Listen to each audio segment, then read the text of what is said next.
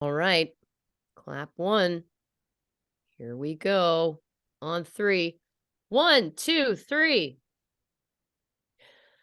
What's up, everybody? Welcome to this episode of True Crime and Cocktails. We're so glad that you're here. As always, I am your host, Lauren Ash, and as always, I am joined by my co-hostess with the mostess, Christy Oxborrow. How you feeling? Oh, wildly underslept. Yeah. Yeah. Yeah, it's not great. Just not like for some reason the insomnia keeps going, and then once I finally fall asleep, it's just never long enough Mm. because then I'm awake and again and I hate it. And the dreams are getting so insane that I don't know how to handle it. Just for example, one from last night, I had some roommates. Uh-huh. One of them in particular, Elizabeth Banks. Uh-huh. Um, I guess Cocaine Bear didn't do well, so she had to move in with me. I don't know. So she had a real concern about whether or not she should buy bananas for the fruit bowl. And I was like, I'll get in on a couple bananas. And she was like, I don't know. But will our other roommate eat the bananas? We don't know. Who is our other roommate? Oh, it's fine. Just Nicolas Cage. And I just can't imagine that Three's Company situation of me, Elizabeth Banks, and Nicolas Cage sharing an abode, if I may. But I Sharing an promised abode, her I would eat the bananas. sharing an abode and a commode. I'm so Yeah, sorry. hopefully not at the same time. No. Um, was there anything else you remember from it? No, I just remember her, and that's the joke. We didn't actually see Nicolas Cage. She mentioned him, Mm. and I was like, "Oh yeah." And I went like, "If Nick won't eat them, then I will." Nick. Well, you're gonna love I'm just dream analyzing over here. Of course. So, Of course. without thinking about it, give me 3 adjectives that first come to your mind. Don't think about it. When you think of Elizabeth Banks, you think, Oh, pretty funny, talented, I okay? guess. And when you think Nicolas Cage, 3 adjectives, any just off the top of your head. Oh, crazy, wild, insane. I'm gonna be So 100% sorry, honest Nick. with you here. Of course. I think that this is a dream Mhm. about, uh about the dichotomy of you. Interesting. And I think that there is, I am way more Nick Cage than I am Elizabeth well Banks. but he was also not there. He was not there, and I think that that's positive. That's oh, What I think is this is you really connecting yeah, to that part of you that's Elizabeth sure, Banks, because you were connecting. You were the 2 that were coming up with the plan, and it was like, "Yeah, we can do this. We can work together, not a problem." And then he's just kinda there. sure, You don't see him, sure. right? I think Yeah. that this is actually speaking to your internal growth. I think it's a very Hey, positive dream. that's nice. Yeah. I mean, I felt it was a little out of nowhere to have seen or saw I seen her and hearing Nicolas Cage or hearing of him. I was like, why would they be in my brain? Well, because there's so many things like if I scroll through Twitter, so many things about Cocaine Bear come up. Um and Nicolas Cage, there's that current meme of him and Pedro Yeah. in the car. And I saw that, and I know I did when I was scrolling through my phone when I was really bored. And I know people are like, that's why you can't sleep. I'd been laying in bed awake for 3 hours. I was like, give yourself a treat. You're bored. So I scrolled for half an hour and then put the phone down. And I definitely saw that Nicolas Cage thing at least twice. So I was like, well, that makes sense. The night And before, listen, explain this one for me. sure. I don't remember much of it. I just remember that somebody told me that they bought a box of baseball cards Mhm. and somehow there was a problem with them. And when they opened the box, they realized they were all the same rookie card of a player from the 90s. And they were like, oh my God, I have every single one of this man's rookie cards. Do you want to guess? Like, what? Like, first of all, let it be known. I've never been a huge fan of baseball. Like, I'll watch it. Yep. But like players, not a clue. Um, I did say to my husband the other day, "What's a baseball player?" Owen Nolan? And then I was like, "No, I think that's hockey." Nolan Ryan. That's one, right? Yeah. Yep. That is not who it was. Mike Piazza. Is he a baseball player? Yep. I don't know him. Oh, I think he played from like 92 to 07 or something. Like I woke up and went, "What? How is he in my brain somewhere?" Which I would like to have a talk with the people upstairs. Well, Like, listen, to tell them what can get cleared out and what can't. Mike Piazza absolutely can. No shade to the gentleman. there is a theory that dreams are our brains defragging like a computer. So Okay. it is picking the information that you don't need Sure. and deleting it essentially. But what's ironic is that we remember it. That is one school of thought. However, one could then argue, but why would your subconscious choose those specific things at that specific time? Is there potentially a greater meaning to that? Is your subconscious communicating a greater meaning? And that's what I find interesting. Mike Piazza, again, as a baseball fan, I don't even remember Mike Piazza. So, and that's not to say he wasn't a great player. Oh, I forgot he existed. No offense, sir. But again, not my sport. But I forgot he existed until that moment. And I swear to God, in the dream, I was kind of like looking at myself out of body sort of thing. And I swear to God, I like did a camera reference where I was like, really? Mike Piazza? Like when you see him, you'll be like, oh, I've seen him. Yeah. But like, I mean, the name sounds familiar to me. Of course. Yep. Right? Yep. Yeah. But like, why? I don't know. Somebody I know had every single one of his rookie cards, and they didn't know what to do. And I was like, I don't know what to tell you, but I was like, oh, I'm dreaming. Mike Piazza, I'm dreaming. Elizabeth Banks and Bananas, I did not know. Mike Piazza rookie cards, that was my moment. I was like, oh, I'm dreaming. Well, at least I'm asleep. This is stupid. But Elizabeth Banks talking bananas, I was like, I'll absolutely have one in the morning, Lizzie. I promise. Lizzie. Now, I'm going to be honest with you. Are you a banana fan? I don't feel like I've ever heard you talk about eating a banana in 40 years. I have eaten bananas. I will, but I'm very particular about the ripeness. Yes. Like I am feral enough that my family will not touch them at the point that I'll eat them. And once I won't eat them anymore, then they consider them safe to eat. So you like it as close to green as possible? Yeah, I would like it to, it can't be too green or then there's no flavor. It has to be like, but a scotch green to it. This is giving far more context for the dream analysis. I can't stand a mushy banana. Got it. Even a little bit. I can't stand it. So the bananas are something that you're very particular about. I am. And Elizabeth Banks was saying, I don't know, should we do this? Should we not? And you made a definitive call, which was, hey, I'll eat him if he doesn't. No problem. I just assumed that was my people pleaser. I don't think so. Because because to me, what it's saying is that you were making a definitive choice about something that you're very particular about. Yeah. You were definitive. You said, yeah, no, get them. I'll do them. I'll eat them. No problem. Sure. That to me is actually the opposite of people pleasing, that you were just like, yeah, no, I've made the call. And because it was something that you're so particular about, that says to me, perhaps you didn't know what those bananas were going to look like, but you were trusting that it's like, I can achieve this task.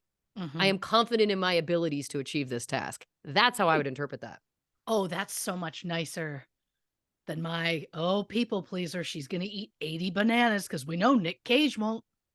Well, I don't think, I mean, I think you've connected a few dots there that maybe weren't. I don't know that she was buying like bushels of bananas, but I also don't. I don't know, but look, the next time we're in the same space, I'll eat a banana. There's no pressure to eat a banana in front of me. I trust you. Next time we are together, if I will point out, if given the opportunity, the perfect banana in my mind. If we're around bananas, I will be like, that's the shade. Yeah. Well, spoiler alert, Yeah. I like as close to green as possible. I like a harder banana. I like a harder banana also.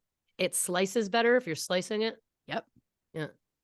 Yeah. But I will No. also say, while I will eat a banana, get it the fuck out of my smoothie. Wow.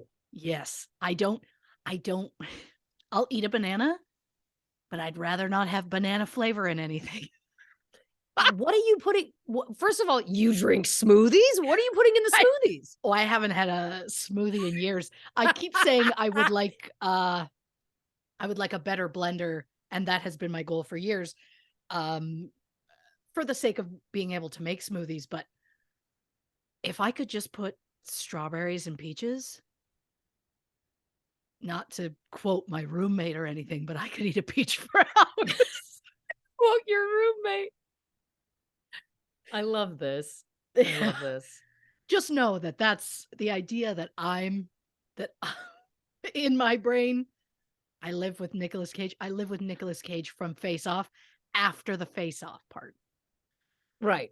Like when he's Well, just but full off again, the edge. just to make it clear with my analysis, I love that I won't let it go. It's that each of them represent a part of a side of you. So again, Oh, you're not yeah. people pleasing. You're saying that it's like, I got it handled. If the crazy Sure. side of me decides they don't want to do this thing that's very particular, Yeah. I got it. I got this. Yeah. No problem, Lizzie. Lizzie and Nick. Again, Lizzie, Nick, and Chris. yeah. Again, the Mike Piazza dream is a little bit more hard for me to unravel. I think that one's there's a deeper meaning Mhm. there that I think Mhm. we could probably get to with enough talk therapy between the two of us, which I look forward to doing. Because we will, dear listeners, we Oh, of will. course we will. Yeah. At great But length. again, to me, all positive. Oh, All that's positive. nice. Yeah. That's nice. And again, no shade to Mr. Piazza. No. Apparently, you struck a chord because you're in there deep. Well, he To the struck a point you chord. pulled me out of my dream and made me go, "What?" I had Oh, one of this those isn't real. recently where I got pulled out and I was like, oh, but see what I do in those moments. This really speaks to me. You go, Mhm. oh, thank God, this means I'm asleep. I go, I can do anything now. And then Oh, I like that's try to fly and nice. stuff. That's nice. Oh, I like that for you. That says a lot about you.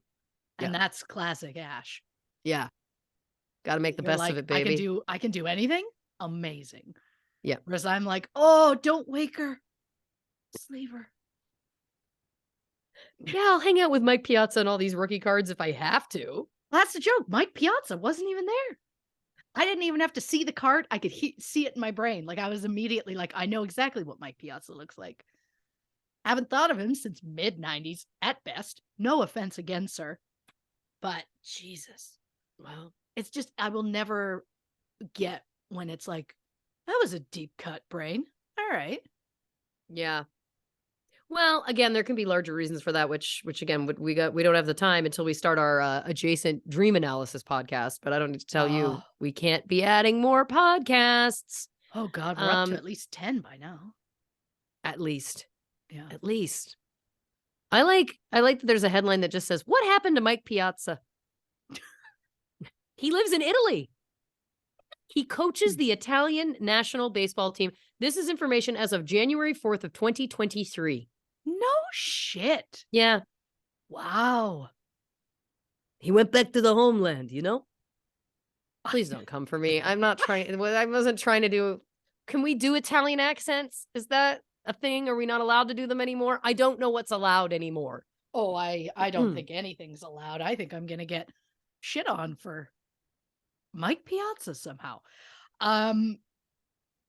God, you'll love this. Oh my God. There's What? so much Mike Piazza news. Are See, you kidding? No, he is on, he's going to be on a new reality show. This was announced this year. Huh. And I have heard about this show. It is. I'm trying to find the name of it. Oh, it's called Special Forces: World's Toughest Test. It's a Fox series. It's also starring Oh, Dr. Drew, didn't Britney's Jamie Lynn bitch of a Spears. sister do it? Jamie Lynn I Spears. stand by it. I love it. I'm all for it. Anthony Scaramucci. What a motley crew. But anyway, who knew? That's Mike weird. Piazza says nothing can prepare you for the special forces. Well, there you go. What I like is that my subconscious is more in tune With pop culture. with things than I am. See, that says something to me though. There's a lot of power in that subconscious. You know what I mean? You just got to harness it. That's nice. Well, yeah. I just Maybe need a I'll couple look of into getting you. bananas. I'm gonna look into getting you a Mike Piazza rookie card at some point. For your wall, for your treasures, to keep in your For treasures. my treasures. For my grotto. Of course. For your grotto. Yeah. Look at this Look stuff. at this stuff. Isn't it neat? Of course. Yeah. I love that you went to sing it, and me, the person who sings on this show constantly, got shy. Got shy. I mean, in your defense, you're unwell. I've been sick for 85 years. Like, I just feel like it's not.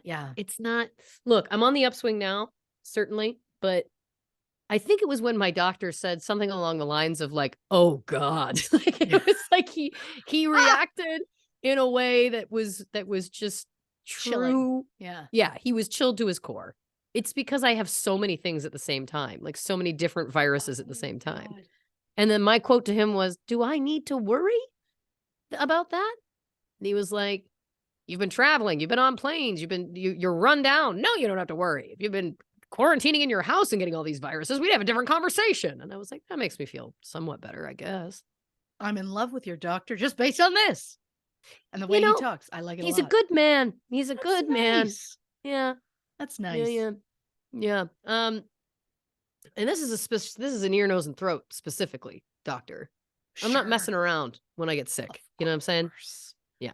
Of course. I also, I have, they call them primary care doctors here. That's like a family doctor back home. I have one. I don't love her. I don't love her. You know? I know it just means find a new one, which is I'm more than capable of doing. It's just every time I think this is something you should go to your doctor about, I go, I love her.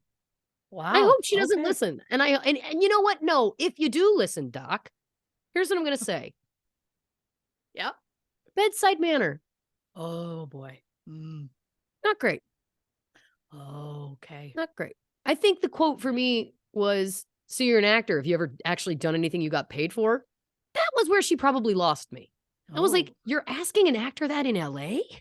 Like, do you not have any other actor patients?" Wow. And listen, whatever. I just don't think that you should say that. This isn't my ego, by the way. I just don't think you should say that to anybody. I think that's a mean thing to say. It's not a nice way of asking a simple question. No. Like, because there's also the typical, "Have you done anything I've seen?" Which I'm sure you hate hearing, but it seems typical to say as opposed to, "Did you do anything that you actually got paid for?" It was that's when it started. That's when she started to lose me. And then I was like, you know what? Maybe she's still a good doctor. And listen, it's not that she's a bad doctor. Absolutely not. It's just, again, there's been times where I've gone in with a concern and I felt very brushed off. And that's very triggering to me. I don't care for that. Went through that for years with my PCOS, and doctors just telling you you're wrong and that you're crazy, literally that you're crazy. I had a doctor once say to me, "That's not possible," when I described my symptoms. And I was like, well, it is. I don't know what to tell you. I guess what it is for me is that it's like, why would we lie to you, medical professionals, especially in the United States, where it's not free to see a doctor? It's can be hellish to even get in. Why would I come in and lie to you? What do I get out of that much time and money? Yeah. You know what I'd like to do today? I'd like to pay $500 to go and tell a lie to somebody. Like, you can lie for free. You know what I mean? Like, pick anyone else. Yep. Pick anyone else. Now, this being said, I have amazing doctors too. I am not painting with one brush. My Sure. doctor that I see for my PCOS now is an angel human. Um, Wonderful doctor. Shout out Dr. Mercy. I feel like she deserves a shout out. She does That's nice. amazing work. I love her. The best bedside manner, the kindest human. That's Um, nice. and just listens. She's the one that really got me on the right track with my PCOS. I owe all of the progress I've made to her because she just listened and was like, what That's you're describing nice. is actually common. So anyway, that's a long rant to say I see you. Anyone who's been to a doctor that's told them that they were wrong or it's not true, I see you. It's the worst. Yes. It's the worst. And boo to anybody that makes a comment about anything in regards to like, "Oh, did you actually get paid for it?" Yeah, what I Like wanted to say that was attitude, I like, don't care "So for. you're a doctor. Were you the top of your class?" Like, you know what I Yeah. mean? Like, What you we get don't on the SATs, lady? yeah, Yeah. what was your score? Because we don't Higher say than that to Jesse Spano or just over Zach Morris? We'd like to know. there's just no other than the arts. I don't Yeah. know that there's any other profession where Nope. you would ever say that to someone. Nope. Other than a creative job, there's no other profession in the world. You don't say to a baker, "Well, hey, you actually get paid for that cake?" Like, you don't say to a banker, like, "Do you get paid for your job?" Um, Yep. yeah, I just think it's too bad. 100%. Yeah. And I can say that now as someone who's had these things said to me. Exactly, a creative profession, exactly. I wanna remind you, Yeah. was it last week that right before we started, I said, "Let's go do our art?" I mean, Yes. it's the truth. Yeah. Yeah, look, there is definitely, I'm gonna use the word stigma, Yeah, when people are speaking to people from a creative standpoint. yes, Something similar, I won't name names, but, when we won, the first awards for this show that we yes, won in a series of awards that we have won since. But yes. when we won the first ones, I had someone who knows me personally say, but are they real?" To which someone else who was in the room responded, "No, it's just some online thing." Oh, So, yeah, those things aren't nice. They're well, not nice it's to hear. they're not nice to hear, and that's also so No. silly because arguably any awards are online now. Like, the Emmys get voted for online, the Sure. you know, SAG For awards get some voted for reason, online. what was really the sticking point for them was, do you get like a physical award or not? And it's like, but we still earned something, Well, whether you have like a physical award, which we do have some many. physical ones, We do. but then we also have some that are just, A title. yes, But you know what's interesting about that is that it yeah, connects in the same way to the money comments, right? Because it's suggesting is that these people define success as yep, having something tangible in response. So sure, if you're not getting money or you're not getting a physical award statue, then you don't actually have success. And I think that yep, the definition of success, I don't believe anywhere states either of those things. And I think nope, that also I would encourage people to open your purview to what success means. I think that success can be measured um, in so many different ways. And that's so individual and important because if we were all going by the same, you know, system, then everyone would love Jeffrey Bezos. Then everyone would say that is the pinnacle of success because he has sure, so much money. But I don't need to tell sure, you that it's like, A, not everybody views the world that way. B, I don't know that he's got a lot of fans. Certainly not for that reason. And C, it's like, right, but what does he bring the world other than, a shopping system that many people enjoy using, but in terms of like sure. enrichment, I would view Oh, success as being like, did I do something that made someone happy in some way? That makes me rich in success to me. And I think that yes. the concept that you need to be getting something you can physically show as being the marker of success is very flawed, and also like an antiquated notion. Look, I would say that Jeff Bezos's, and forgive me because I can't remember her name, ex-wife is more successful than he is with the amount that she has a lot of money, but God, she does good things with it. She absolutely does. And I think that that's the other thing too. I think that when we talk about success with, a human being successful, why are we Yeah. only talking about money?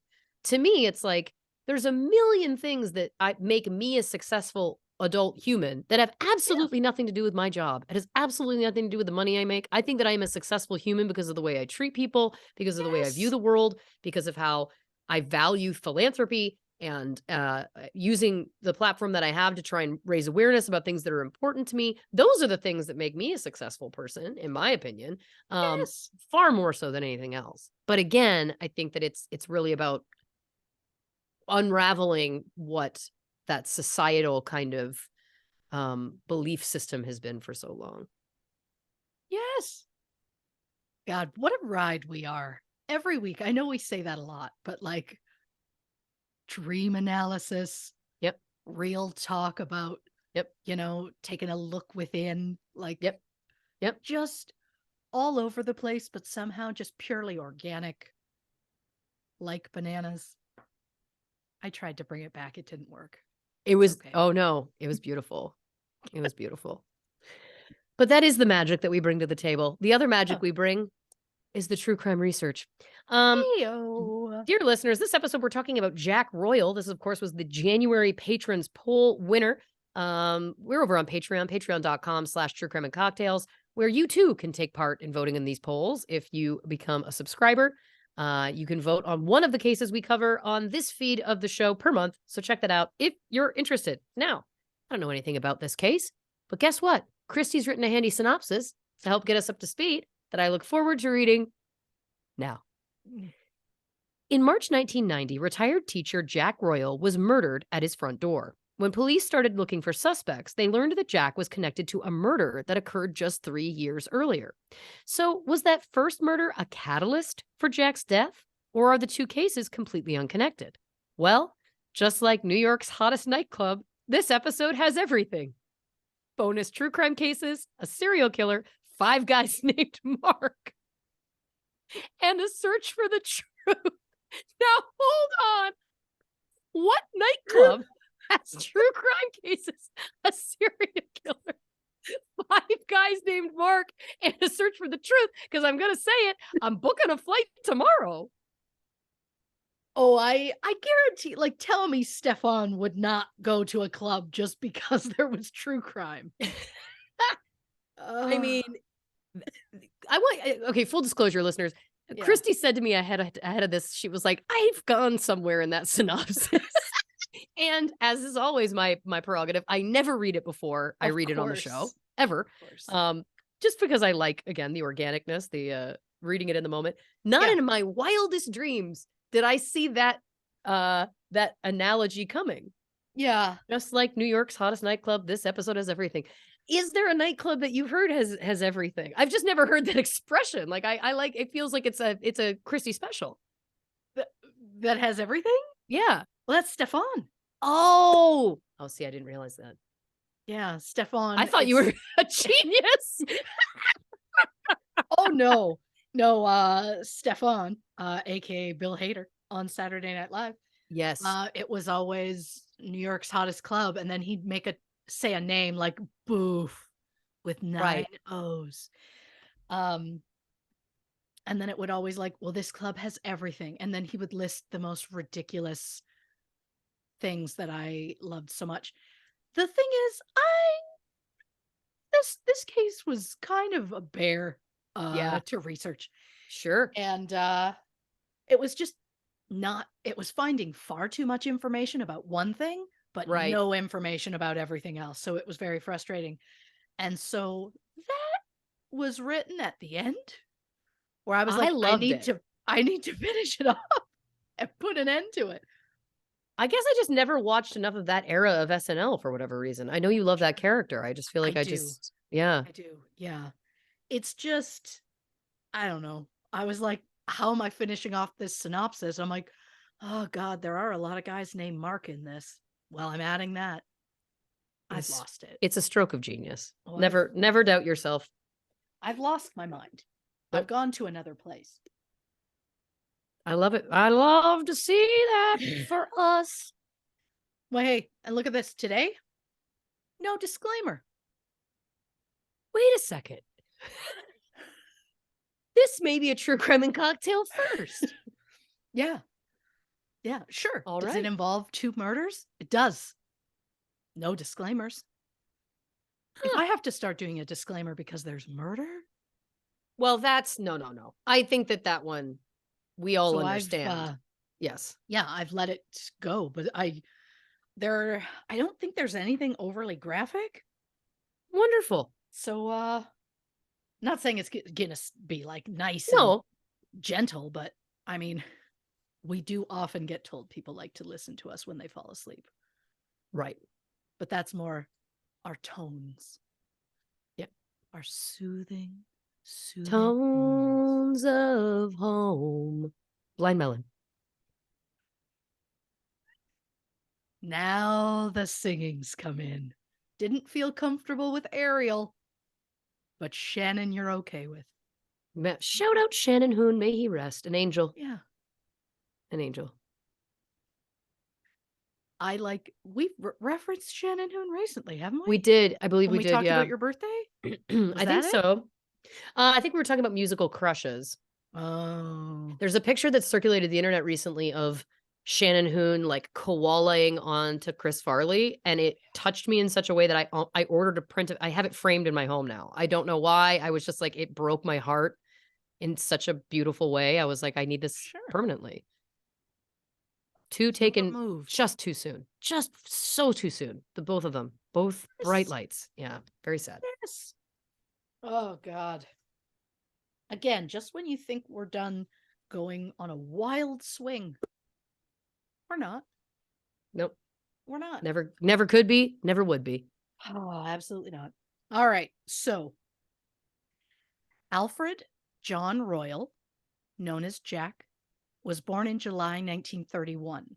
Alfred married Sonia Whiffen in September 1954, and the couple had 2 sons, Paul in December 1958 and Nigel in December 1961. On Monday, March 19th, 1990, Jack and Sonia were watching TV at their home at 44 Laburnum Grove, Sunnyside, Gateshead. At 11:35 p.m., the doorbell rang, so Jack went to the front door, and when he looked through the porch window, Jack was shot once with a shotgun in the face. Oh my God. He died almost instantly. Jack Royal was 58 years old and a retired science teacher. According to a witness, after the shooting, the suspect ran towards a white Austin Montego, but the vehicle had been stolen from the Metro Park Hotel earlier that day. A few hours after Jack's murder, the vehicle was found on fire at St. Mary's Green parking lot, about a mile away from the scene of the crime. As police searched for Jack's killer, they realized Jack's killing may have been revenge for the crime that was committed years before. Because on January 10th, 1987, Jack got into a fight with David Thompson outside a Chinese restaurant in Newcastle. David was a scrap dealer and also the business partner of Jack's 29-year-old son, Paul. David and Paul had a falling out over their joint scrap metal business that had failed. David allegedly taunted and threatened Jack. Jack and David then argued, and at some point, a penknife came out, and David was stabbed 17 times. Wow. David Thompson was 29 years old and a father of 3. Jack was charged with David's murder and stood trial in November 1987. Jack claimed that it was self-defense, and the jury was unable to reach a verdict. A second trial was done, and Jack was acquitted on March 10th, 1988. After the second trial, Jack started to receive phone calls at home threatening him and his family. The calls continued until Jack's death 2 years later. Neighbors said that Jack and Sonia lived in constant fear and that Jack rarely left his house alone, which caused him to retire from teaching. During Jack's murder, his neighbor, 18-year-old Paul Martin, ran from his house at the sound of the gunshot. He told police, and this is a quote, Sonia was holding Jack in her arms, weeping, "Don't leave me, Jack." But I think he was probably already dead. He was lying on his side, and although I couldn't see any injuries, there was blood and glass everywhere. Another neighbor, Beverly Yeadon, saw the suspect fleeing the scene. Beverly looked through a series of 55 mugshots and picked out the man that she believes she saw on that night. Beverly also picked that same man out of a police lineup, or identification parade, as they call it in the UK. The man Beverly saw was 19-year-old Walter William Heppel. Walter lived near St. Mary's Green parking lot where the burned out getaway car was found. And when Walter was interviewed by police, they learned that Walter was the brother of Wendy Heppel, who was David Thompson's common law partner and the mother of his children. Interesting. David Thompson, of course, being the man who was killed in the altercation with Jack Royal in 1987. Walter was arrested on April 9th, and while on remand in jail, Walter allegedly confessed to Jack's murder to a fellow prisoner. Police spent 10 months making a case against Walter before he was put on trial for the murder of Jack Royal. Beverly testified at the trial, placing Walter at the scene, saying, quote, "He was definitely the driver. I had seen that face that night." But the defense team argued that Beverly was simply remembering Walter because she'd seen his photo in the mugshots and not because he was there that night. And somehow that defense actually worked. What? And at the end of a 3-week trial, Walter was acquitted on June 26, 1991. Police struggled to find another suspect. In early May 1992, police arrested Andrew Adams and his roommate Kevin Thompson for an armed robbery at a Presto supermarket. Andrew had an alibi and was quickly released, but a witness picked Kevin out of a police lineup and he was charged. However, Kevin was eventually released. Police soon arrested local thief Mark Dixon for the Presto robbery, and while searching Mark's home, they found a shotgun. Forensic tests on the shotgun showed that one of the gun's inner components rubbed against shells when they were loaded, causing scratches on the cartridges. And those looked very similar to the spent shotgun shell that was found at the Jack Royal crime scene.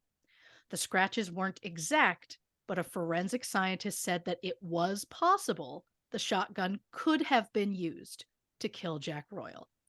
Police questioned Mark about Jack's murder, but he denied having any involvement or any knowledge of the crime. And I'll admit, researching this case was a struggle, not only because there is very little information about either of the two murders involved in this case, but also because some of the suspects' names are incredibly common in the UK. Right. And you know I love to give a background, and I love to give where are they now type updates. But multiple men with the same name who also committed crimes makes getting a background very difficult. For example, I tried looking up Mark Dixon, and I found 5 Mark Dixons with criminal backgrounds in the UK. Right. One Mark, who was born in 1967, attacked his ex-wife Allison in September 2004. It involved punching, kicking, jabbing a knife into her neck, and pouring boiling water on her while she was holding their 2-year-old. Oh my God. Allison thankfully survived the attack, and Mark was sentenced to 5 years, which doesn't seem like very much. But No. then in January 2011, while working as a builder, Mark and 2 other men scammed homeowners out of nearly £1 million. Same Mark. As far as I can tell, because this is the bitch of it. There were so many crimes with someone named Mark Dixon.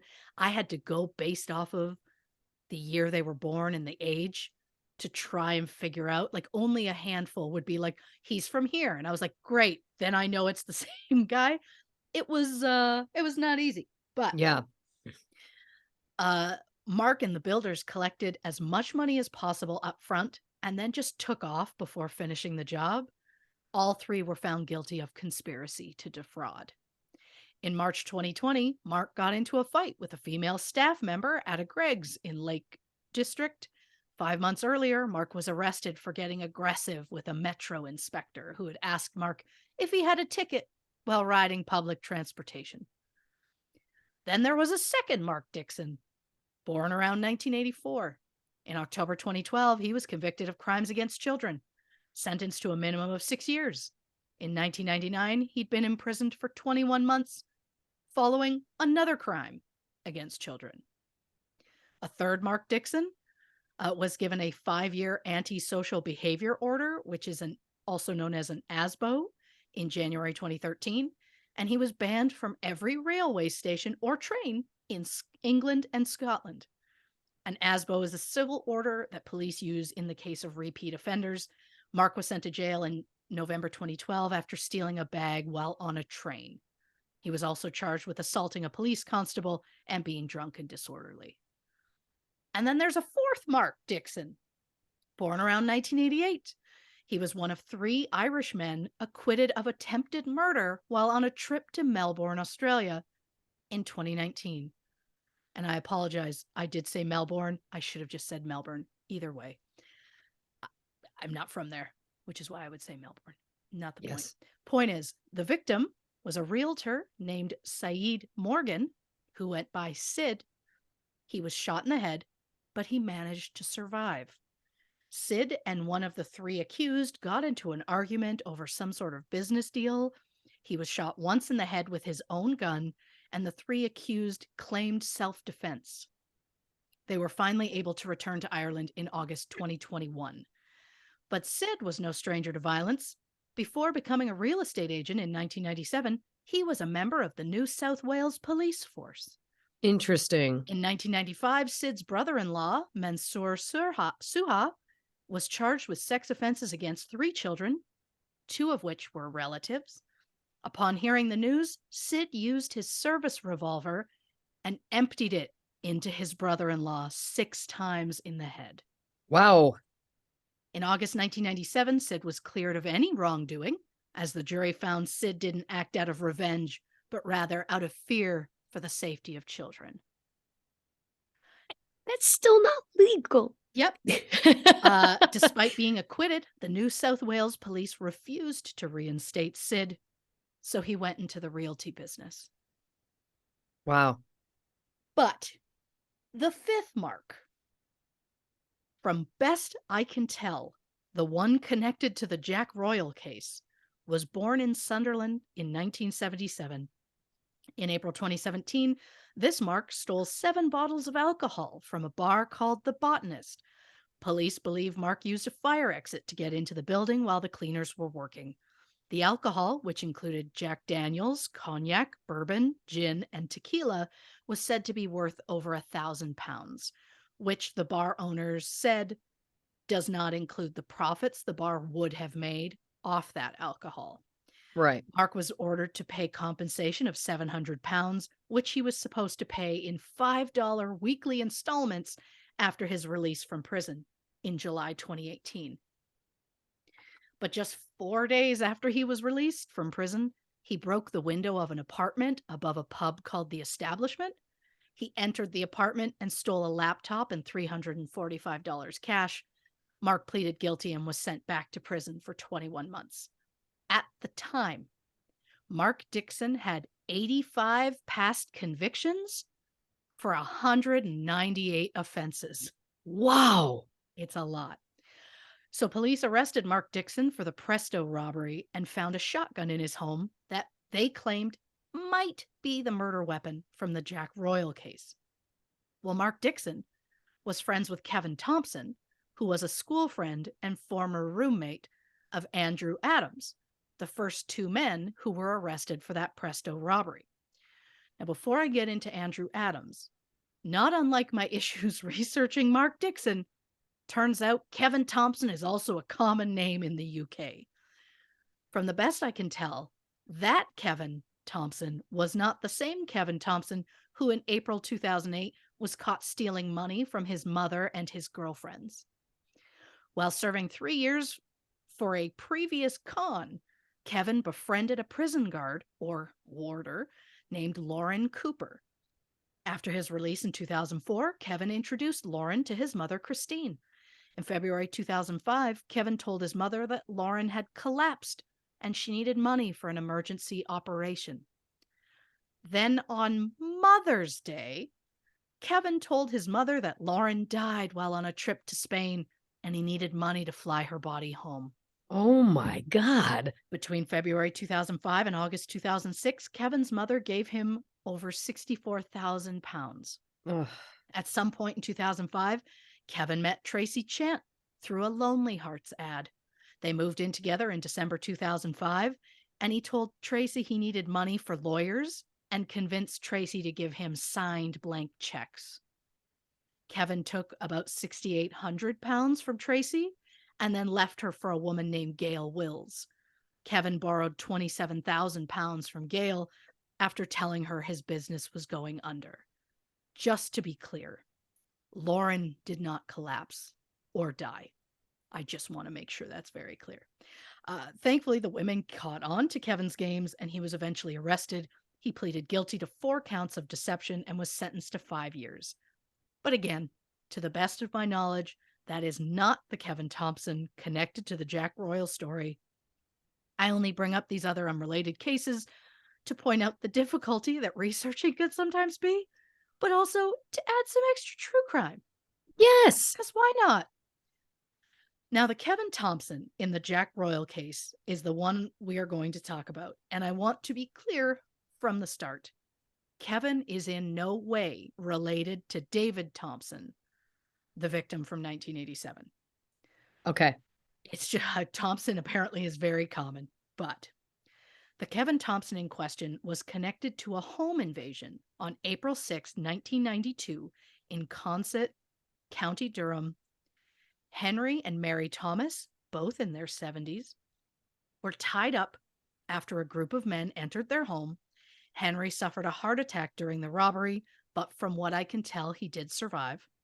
The men took various antiques worth approximately £15,000 from the couple's home.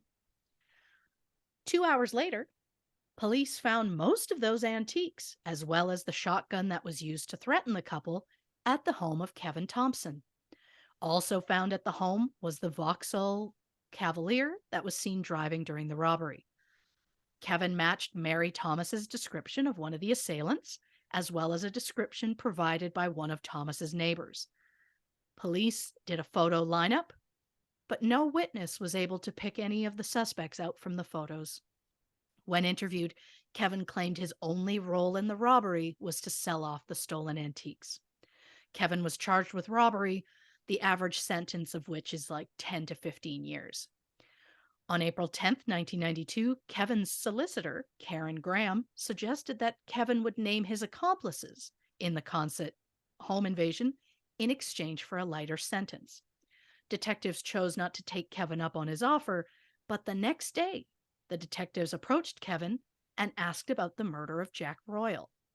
The details of that conversation are not fully known, but just 22 days after Kevin was first arrested, 2 police officers went to a judge who was presiding over Kevin's case and told him Kevin was providing valuable assistance in the Jack Royal case. As a result, the robbery charge was dropped and Kevin pleaded guilty to the lesser charge of handling.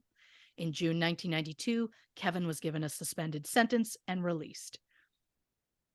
And what information did Kevin Thompson have about the Jack Royal murder? Well, according to Kevin, he claimed to know who Jack's killer was.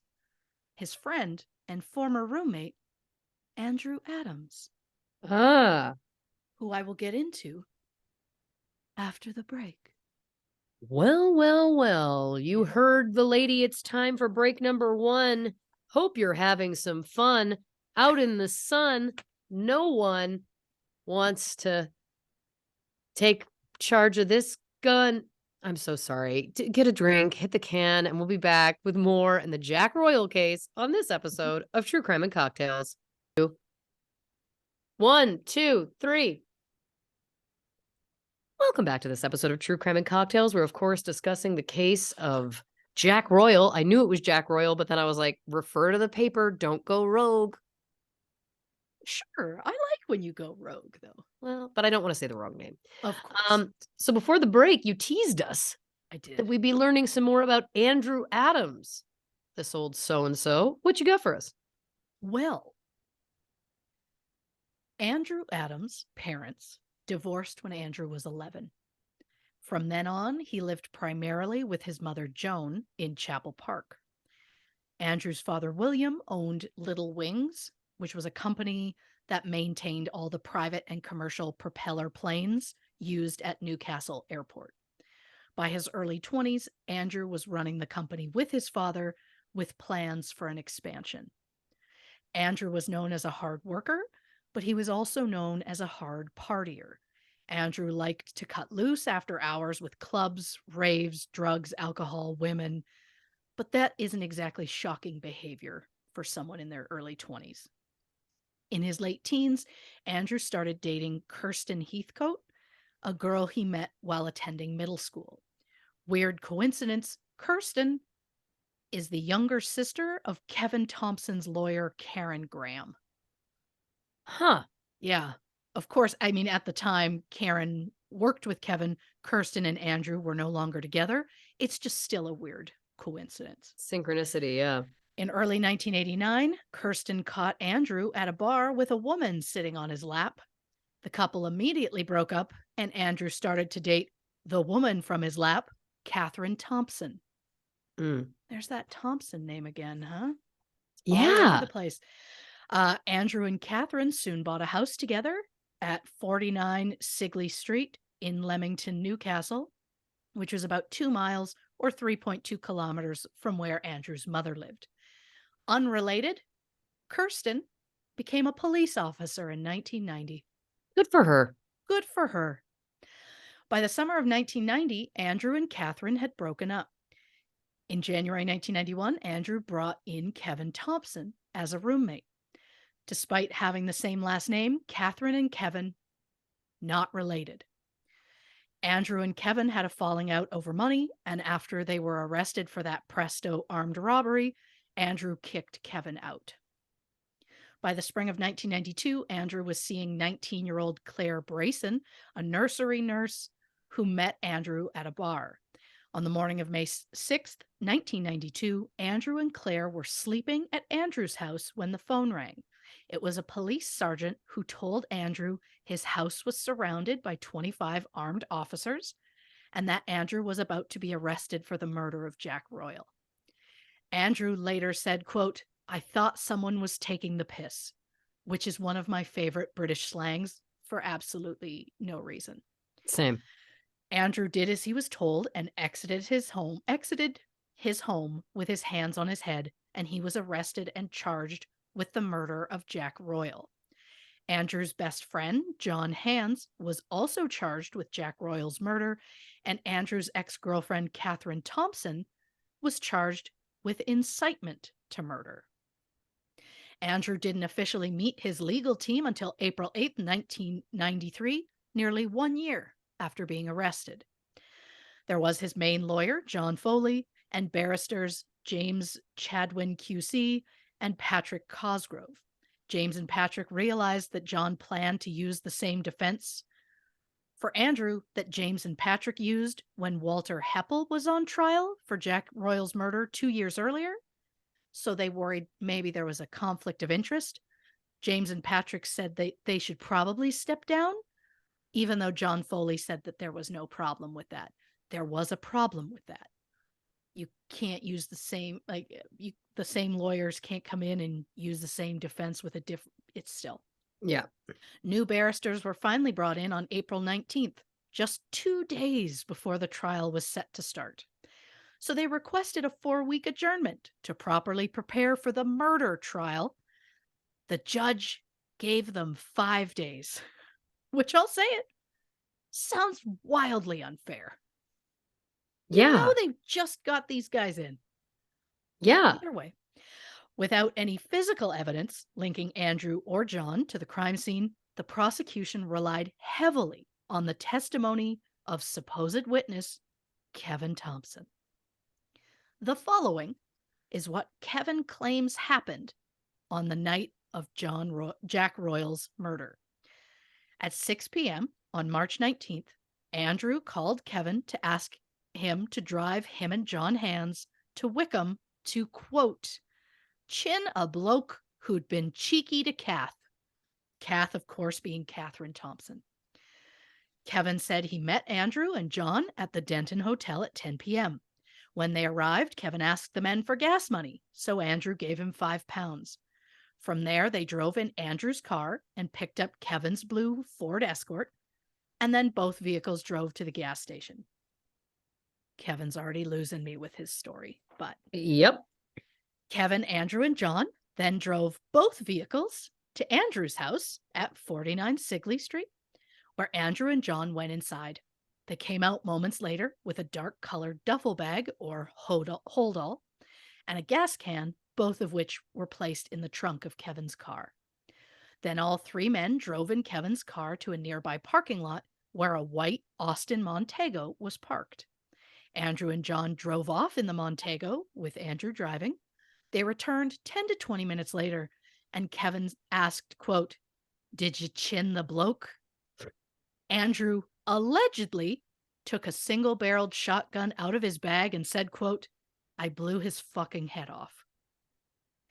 Kevin claims that Andrew also described the crime scene, saying there was blood everywhere, including up the wall on the side of the porch.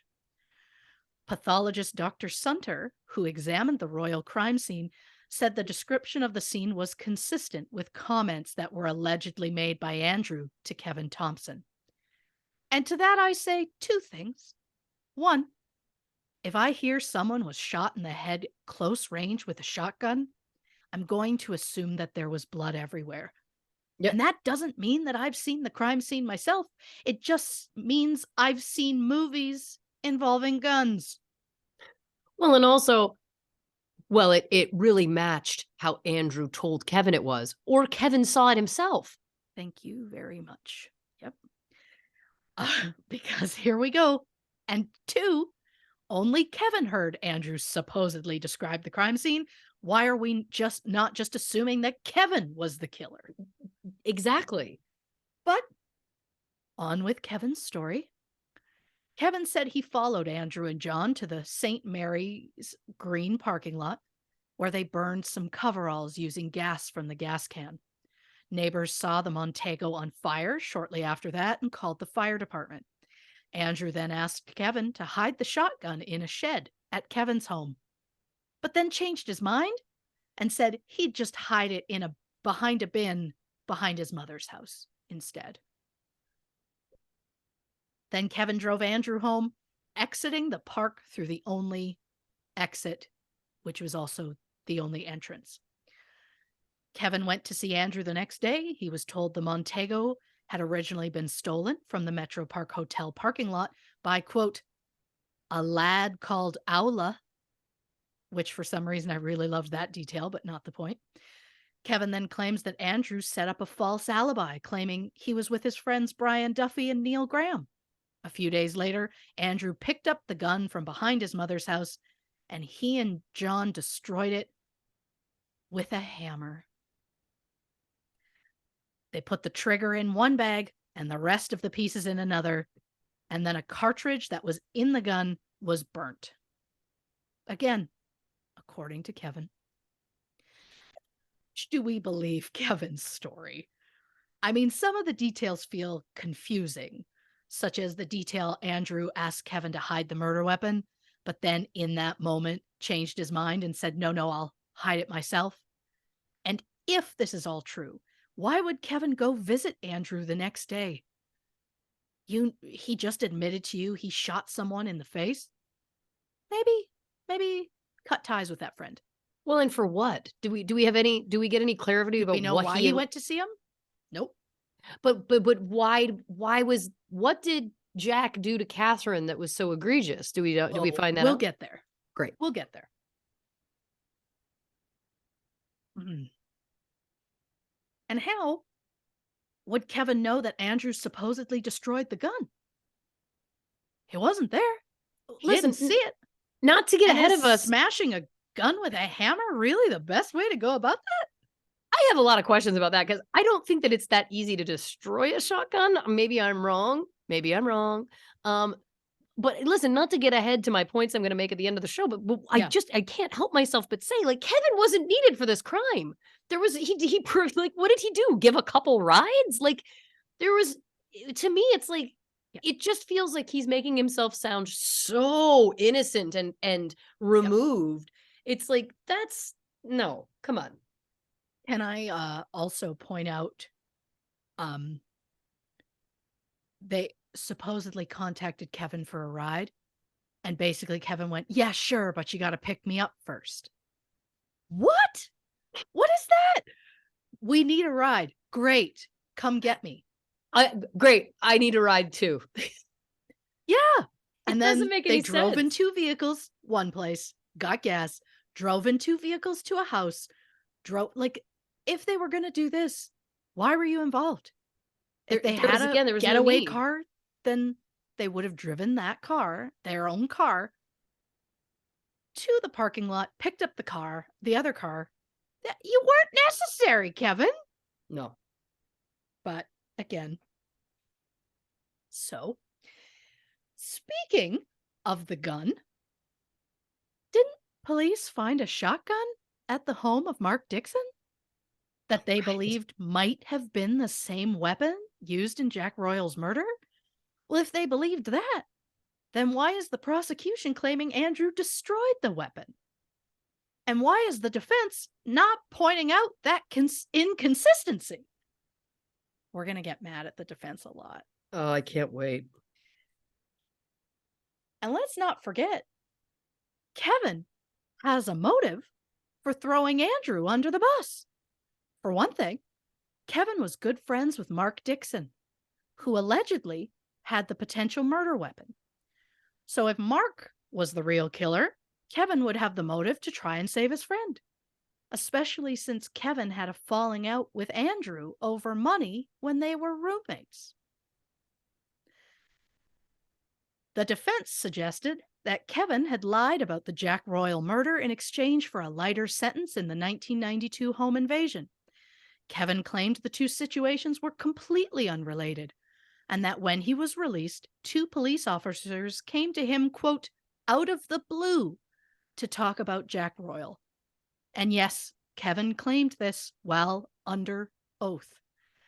Kevin said he was testifying against Andrew purely as an act of conscience, which is interesting, since before Andrew was arrested, Walter Heppel went to trial for Jack Royal's murder, and Kevin didn't bother to come forward then, since he supposedly knew who did it and was there.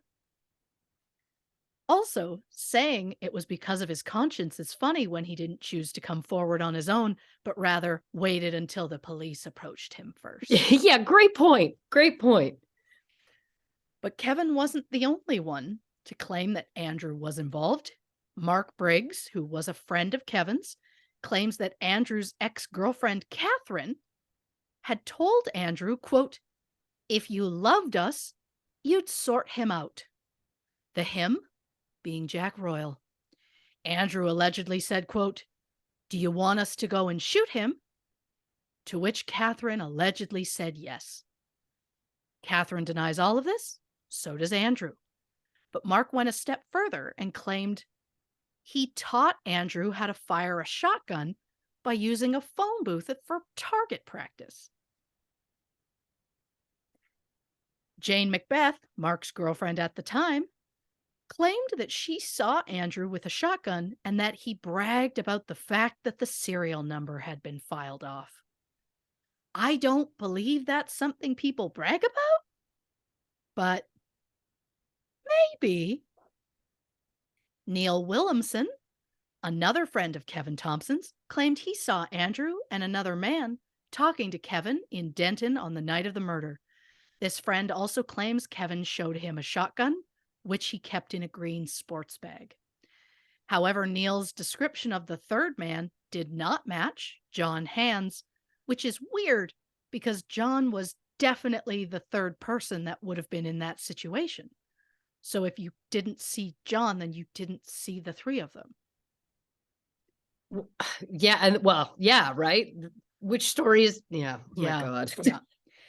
I find it interesting. The only witnesses who claimed Andrew was involved in Jack Royal's murder were Kevin Thompson and Kevin Thompson's friends.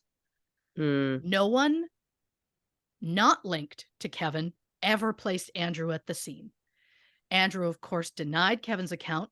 However, Andrew did admit he had a shotgun at his house for 3 or 4 days, but Andrew claims the shotgun belonged to Kevin Thompson.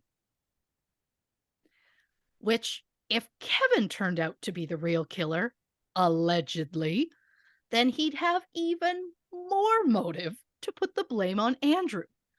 Andrew also admitted that he did, in fact, fire the shotgun that Kevin left at his home, but that he only did it after Mark Briggs had suggested they should go shoot it for target practice just for fun. Well, that's interesting too, because then he's got his prints on the gun. Yeah. Well, supposedly the murder weapon was destroyed and never found, and just the trigger was put in a different bag. Only the trigger that his fingerprints would have been on, huh? Well, yeah, it's just such a weird. Yeah, it just all. Oh God, it's just such a weird. It's a twisted tale, Kevin. I'll say that. It really is. On the night of Jack Royal's murder, Andrew claims he spent most of the evening with John Hands, Neil Graham, and Brian Duffy at Brian's house. Around 10:30 p.m., Andrew and John decided to drive to city center for some food, but while they were out, they decided skip the food and they just drove around for a while. At 10:53 p.m., they were stopped by police, which was verified by two constables whose records showed that they ran Andrew's license plate number through their system at 10:47 p.m. and 10:53 p.m. And their system being the Police National Computer, or PNC, which I'm still interested in just 15, 20 minutes. Hell yeah. The constables claimed they only pulled the car over to verify that one of the occupants was the vehicle's owner. They didn't explain why they ran that same license plate number twice, just 6 minutes apart. Police confirmed the vehicle belonged to Andrew, and Andrew and John were let go. Kevin Thompson claimed Andrew told him that he and John drove up and down the West Road in Denton, hoping they'd get stopped so they could use it as an alibi for the murder. And my question is, if Andrew was driving on West Road for the sake of an alibi, why on earth would he want to place himself in an area less than 6 miles or 10 kilometers from the crime scene? Police spotted Andrew's car at 10:47 p.m. and 10:53 p.m., and Jack's murder occurred at 11:35 p.m. That's not an alibi. There's more than enough time for Andrew to get from West Road to Laburnum Grove, where the murder took place. So to me, Kevin's claim that Andrew got pulled over as an alibi makes zero sense. No. But most of what Kevin said made zero sense. Yeah. After being pulled over, Andrew claims that he and John headed back to Brian's house, arriving around 11:05 p.m. They left again between 12 and 12:30. Andrew said when he left, he was stopped again by police on the way home, but I have not seen any police records to verify that. Neil Graham testified that he had been at Brian Duffy's house on the night of March 19th. He said Andrew and John were both there, but they left at some point in the evening. Andrew and John returned later, but Neil was unable to recall when the men left, when they returned, or how long they were gone. The prosecution claimed that this was proof that Andrew and John were using Neil as a false alibi, something Kevin Thompson had claimed.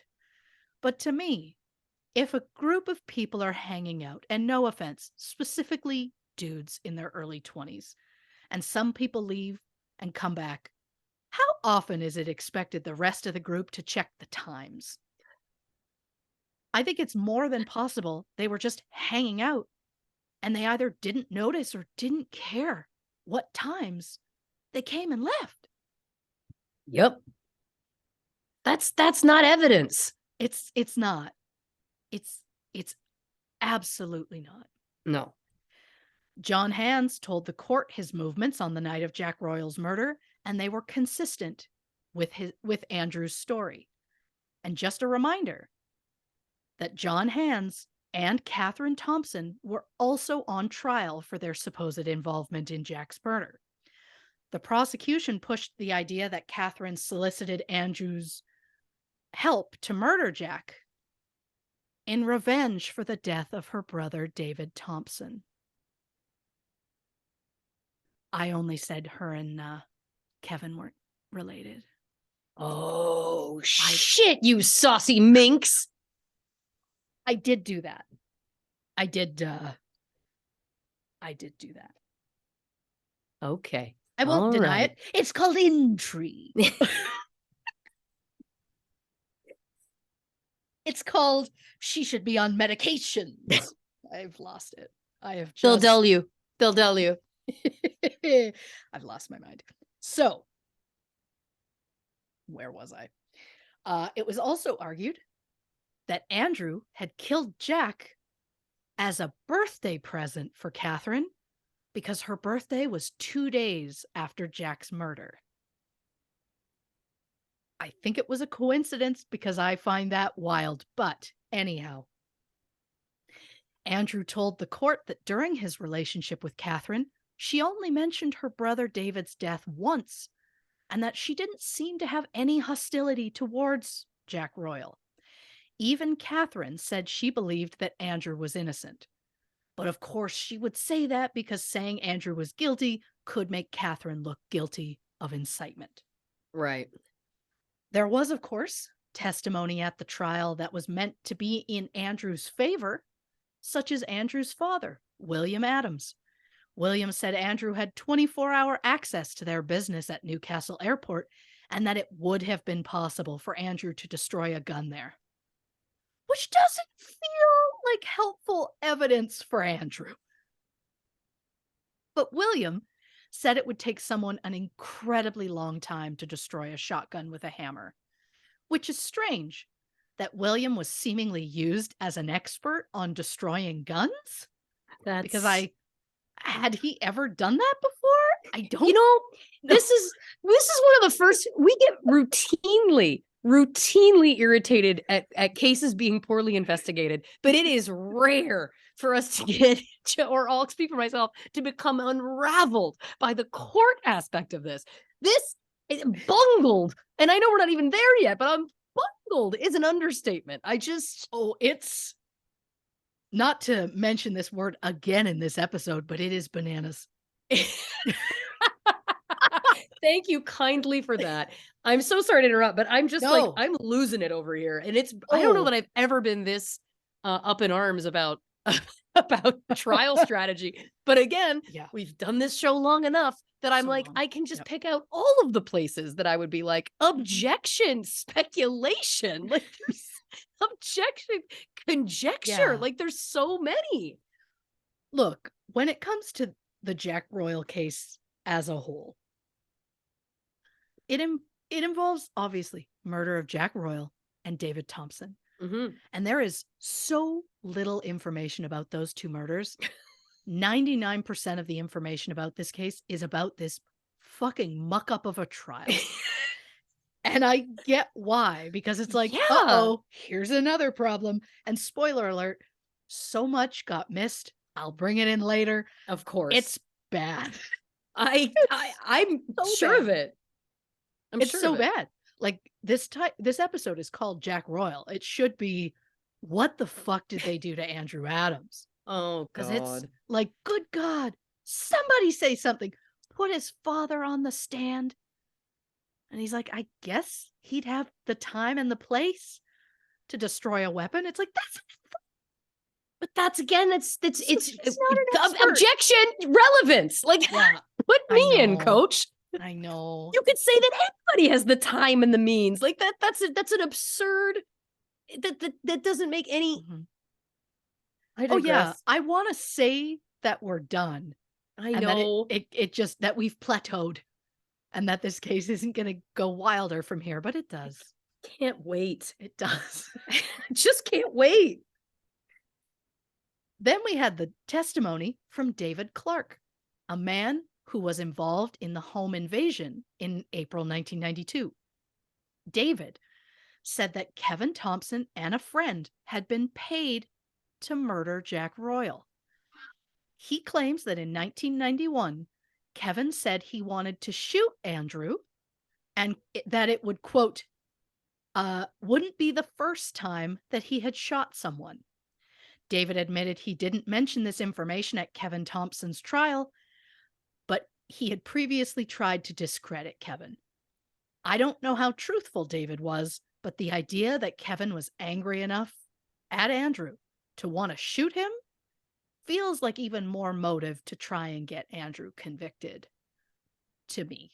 Yeah. But an ex-girlfriend of Andrew's told police that Andrew once confessed to her that he and John Hands had done, quote, the worst possible thing, which the prosecution suggested was in reference to Jack's murder.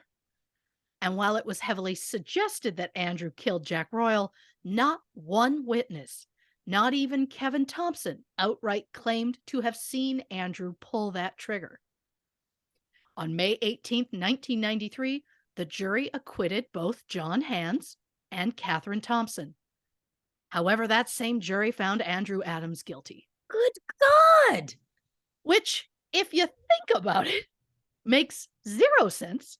Yep. If John and Catherine were both innocent. John was with Andrew the night of Jack's murder. 2 police constables even verified that. So if John was innocent of the crime, how was Andrew guilty? And the jury found Catherine not guilty of incitement, which means Andrew doesn't have a motive to kill Jack. Nope. If the jury believed Kevin Thompson's story enough that Andrew was found guilty, then all 3 involved should have been found guilty, since according to Kevin, all 3 played a role. Also, since Kevin admitted to driving Andrew and John, why wasn't he charged with accessory to murder? This is the part, and look, I guess you could argue that he would have made a deal, but as far as I know, he wasn't originally charged. You haven't mentioned that he was originally charged. So to your He point, was not. right. Well, Yep. Clusterfuck, if I may. it's a hurricane of madness. It's insane. But somehow, Andrew's verdict was unanimous and he was sentenced to life in prison. Jesus. A few days after the verdict, 3 of the jurors contacted Andrew's family to say that they regretted voting the way that they had. All 3 said that they were influenced by a 4th juror who claimed to know Andrew Adams personally and told the other jurors things about Andrew that had not been brought up in court, such as his drug use. Which seemed, from my understanding, recreational. Mm-hmm. Where Yeah. where are the police now? That's a mistrial. Mm-hmm. The juror also repeatedly told other jury members that she knew that Andrew was guilty, which maybe feels like that juror shouldn't have been on the jury. And if that's not frustrating enough, it turns out that Andrew's lawyer, John Foley, wrote the times down wrong when it came to Andrew's movement on the night of the murder. So when that information then had to turn around and be corrected before the trial, the prosecution then accused Andrew of changing his story so he'd seem innocent, even though it was his lawyer's cock-up and not his. In British law, having incompetent representation is not enough for an appeal. It needs to be proven that the incompetence led to identifiable errors in the trial and that those errors made the verdict unsafe. So in January 1997, Andrew filed for an appeal on the grounds of 5 issues. 1, A juror had prior knowledge of Andrew and used that information to influence the rest of the jury against him. 2, there was an alleged misdirection by the judge regarding Kevin Thompson's testimony. 3, the prosecution failed to disclose records of police interviews with Kevin's co-accused in the Presto robbery. 4, Kevin's interviews with police were found to have, quote, inexcusable and serious irregularities. And some of his interviews were not recorded. Of course. And 5, Andrew's conviction was inconsistent with the acquittal of John Hands, who was with Andrew at the time of the murder. The Court of Appeals rejected the claim that the jury had a bias, saying, quote, before the jury was sworn, the judge said that any juror with prior knowledge of any defendant should declare it before being sworn, and none did. And nobody has the ability to lie. Not in that court. This is why the Court of Appeals It exists. doesn't This stop. is why you exist, so that you Yep. can look into it. So you can look into it. Yep. Not you, the court. You just say should be looked into, and then others do it. That's Yep. how it. In the end, the Court of Appeals felt that none of the issues were significant enough to have made a difference to the jury's final decision, so Andrew's appeal was rejected. Yeah. Yep. In 1998, Andrew's mother, Joan, who tirelessly lobbied to get Andrew another appeal, was diagnosed with cancer, and she soon became too sick to visit him in prison. After weeks of negotiating with prison officials, Andrew was finally allowed out to see his mother at Newcastle General just 2 days before Christmas. Andrew later said, quote, they let me have about half an hour with her. Then about 20 armed police descended on the place. They claimed I'd been planning to escape and dragged me back to prison. His mother died later that night. Oh, God. She was 58 years old. Andrew said while he read her eulogy at her funeral, he was forced to wear handcuffs while a police helicopter circled the area. In June 1998, Andrew submitted an application to the Criminal Cases Review Commission, or CCRC.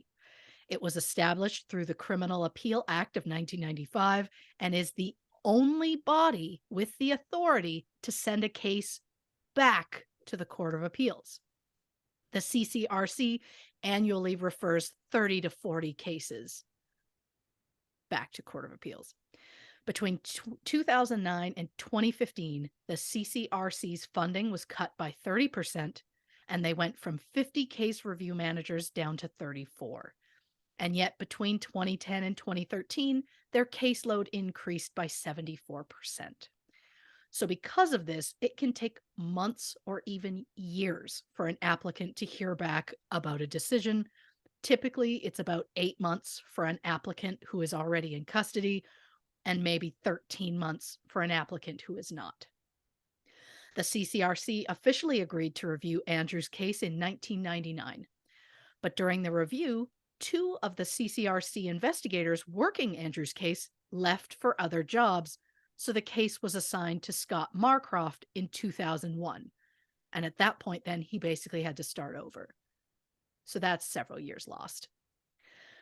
So we're going to take a look at some of the things that Scott discovered. I'm going to put them in point form because it was easier and it seemed like a more timely manner to do it that way.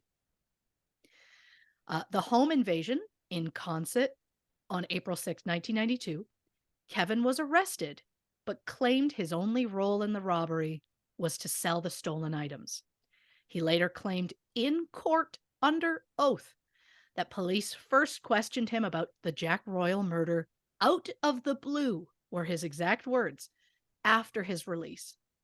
Well, according to a police memo dated April 6th, which was the day of the robbery and the day of Kevin's initial arrest, an investigator wrote that Kevin was, quote, quickly identified and converted to assist the cause. And remember how I mentioned that 2 witnesses had identified Kevin as an assailant at the robbery, but no witnesses picked Kevin's photo out of a photo lineup? That's because police purposely didn't put Kevin's photo in the lineup, as he had already agreed to help the police, and he'd be useless to them if he went to prison. And when no witness could identify Kevin, his robbery charge was dropped to a handling charge and he was released. Wow. Uh-huh. Yep. And Kevin agreed to help the police right away. That means he lied about being approached out of the blue days later. And that means he lied under oath, which I'm no lawyer or judge, but that feels like a no-no. Yeah. Yeah. Scott also found 15 important documents that covered Kevin's dealings with police. There was no police misconduct found regarding the deal that was made, but the overall deal wasn't disclosed during the trial. Police also conducted interviews with Kevin and his girlfriend, Nicola Henderson, which were not recorded. The CCRC believes these interviews were as long as 90 minutes. Whoa. The notes from some of those interviews went missing, as did the recording of an entire interview with Kevin. Mm-hmm. So some weren't recorded and some were, and then just the recordings disappeared. After allegedly making the deal while Kevin was still in custody, he was driven home to get toiletries and a change of clothes, which doesn't seem like regular police prisoner behavior. I might even go as far as to say special treatment comes to mind. It does feel like it would be the right label, yes. I'm just so fucking over Kevin Thompson, you know what I Oh mean? my God. It's wild. It's Yeah. wild. Kevin just doesn't stop. Andrew's first 2 barristers, Chadwin and Cosgrove, who didn't meet Andrew until almost a year after his arrest and left the case 2 days before the trial due to a conflict of interest. The CCRC believes the barristers should have realized much earlier that the conflict would arise and that they, quote, should have declined to accept the brief to represent Andrew Adams. Yeah. During the trial, the prosecution claimed that Andrew had destroyed the gun he used to kill Jack. However, they neglected to mention that another shotgun and potentially the murder weapon was found in the possession of Mark Dixon, who was a friend of Kevin Thompson's. Beverly Yeadon, a witness in Jack Royal's case, had identified Walter Heppel as the getaway driver. She picked Walter out of a photograph lineup, or identity parade. Beverly even described the driver's hair as short, cropped at the back, whereas, according to police notes, Andrew at the time was described as having dark brown shoulder-length hair. Beverly was never asked to testify at Andrew's trial, even though her testimony would have challenged that of Kevin Thompson's. And yeah, somehow we're still going. Yeah. And not only could Beverly place Walter at the scene, let's not forget, Walter also had a motive to kill Jack, as Walter was the brother of Wendy, who was David Thompson's common law partner. Andrew's defense team didn't cross-examine the witnesses about the shotgun. Every witness mentioned the shotgun. However, some said it was single-barreled, some said it was double-barreled.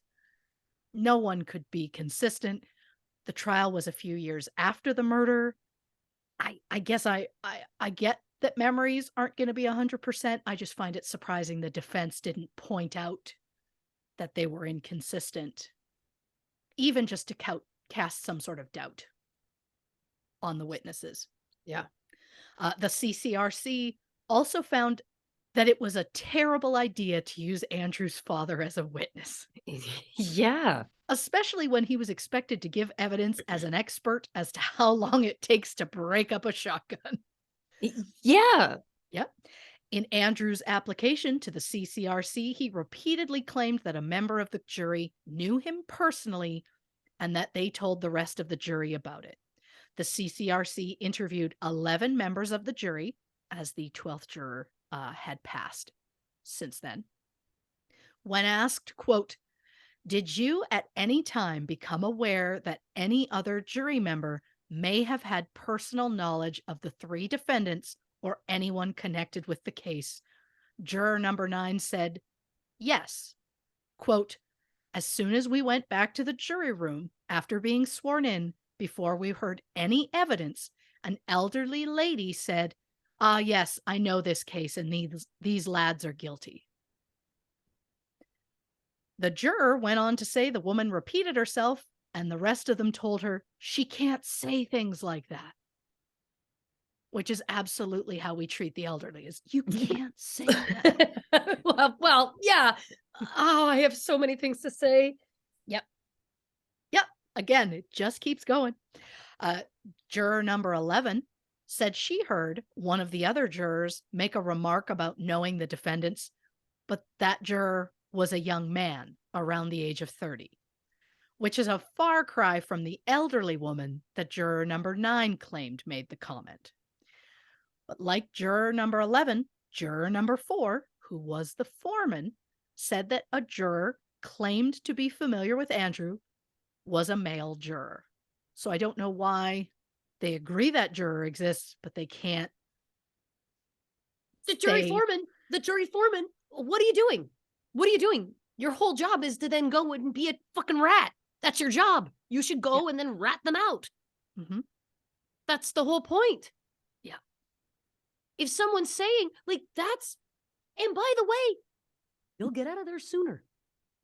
Yeah. You'll get out of there sooner. They call a mistrial. You'll get out of there sooner. I can't. This is crazy. You know what I love? I love when you get real passionate. Oh, it's Injustice. One of my favorite things. As you know, injustice is one of my biggest problems, and I can't. Yeah. Well, the foreman also stated the juror said that they had seen Andrew around town. So the foreman thought, that means they probably don't know them personally. If it was anything more than that, the foreman claims he absolutely would have brought it to the judge's attention. Yeah. Of the 11 jurors, only juror number 9 said the comment came from a woman. Everyone else either claimed not to have heard it or said the comment was made by a male. So is number 9 misremembering the detail? After the trial, juror number 9 said she was in contact with Andrew's family and she became quite friendly with Andrew's mother, Joan. Juror number 9 also visited Andrew in prison, which psychologist hat screams of guilt. And, well, just also lack of any personal boundaries, respecting the law. There's a lot. Yeah. And yeah, again, still going. Still some things that were found that were a problem. I have specifically 2 things left that were like in the trial or not brought up in the trial. And these ones I saved for last in this list because they seemed the most surprising to me, which doesn't bode well for you. This next one involves the getaway car, the Montego. It was found burned out in St. Mary's Green parking lot hours after the murder. Something that never came up at the trial was the fact that the driver's seat in the Montego was in a position for someone like 5'7", and Andrew was 6'2". So if Andrew was driving the car, why was the seat so far forward? My next question, how tall is Kevin Thompson? But of course, because he's not a celebrity, Google won't tell me. Mm-hmm. Then there's David Thompson, the man who was killed in the altercation with Jack Royal in 1987. By now, we know David's sister, Catherine, dated Andrew for a short time. But what we had not heard at the trial or in this episode until this moment was that David and Catherine had 2 brothers, George and Martin. At some point after Jack was acquitted for David's murder, George was convicted of assaulting Jack's son, Paul, who you may recall had a falling out with David after their scrap metal business went under. The day after Jack's murder, both George and Martin were arrested for the crime. However, they were soon released. George claims he was home with his girlfriend at the time. According to police records, they just went, yeah, that seems reasonable. Even though an informant told police that Walter Weppel's father claimed that George had killed Jack, and an informant claimed that Walter Heppel was George Thompson's getaway driver. You know, Walter Heppel, the person the witness very well described as being there as the getaway driver. Yeah, that Walter Heppel. A gas station attendant told police on the day of Jack's murder, Martin Thompson purchased a small amount of diesel from them, which he put into a gas can. Martin admitted to buying the gas and said he borrowed the can from Walter Heppel. That didn't seem like a red flag, though. Because who doesn't buy gas, you know? And to be clear, if Catherine Thompson's motive was revenge over her brother's death, then both George and Martin have that same motive. So I'll never understand why police just didn't investigate these brothers. They just, you were on with your girlfriend? Oh, makes sense. Makes sense. No need to look into that further. It's not like Yeah. someone would lie for their partner. Oh, well, case closed.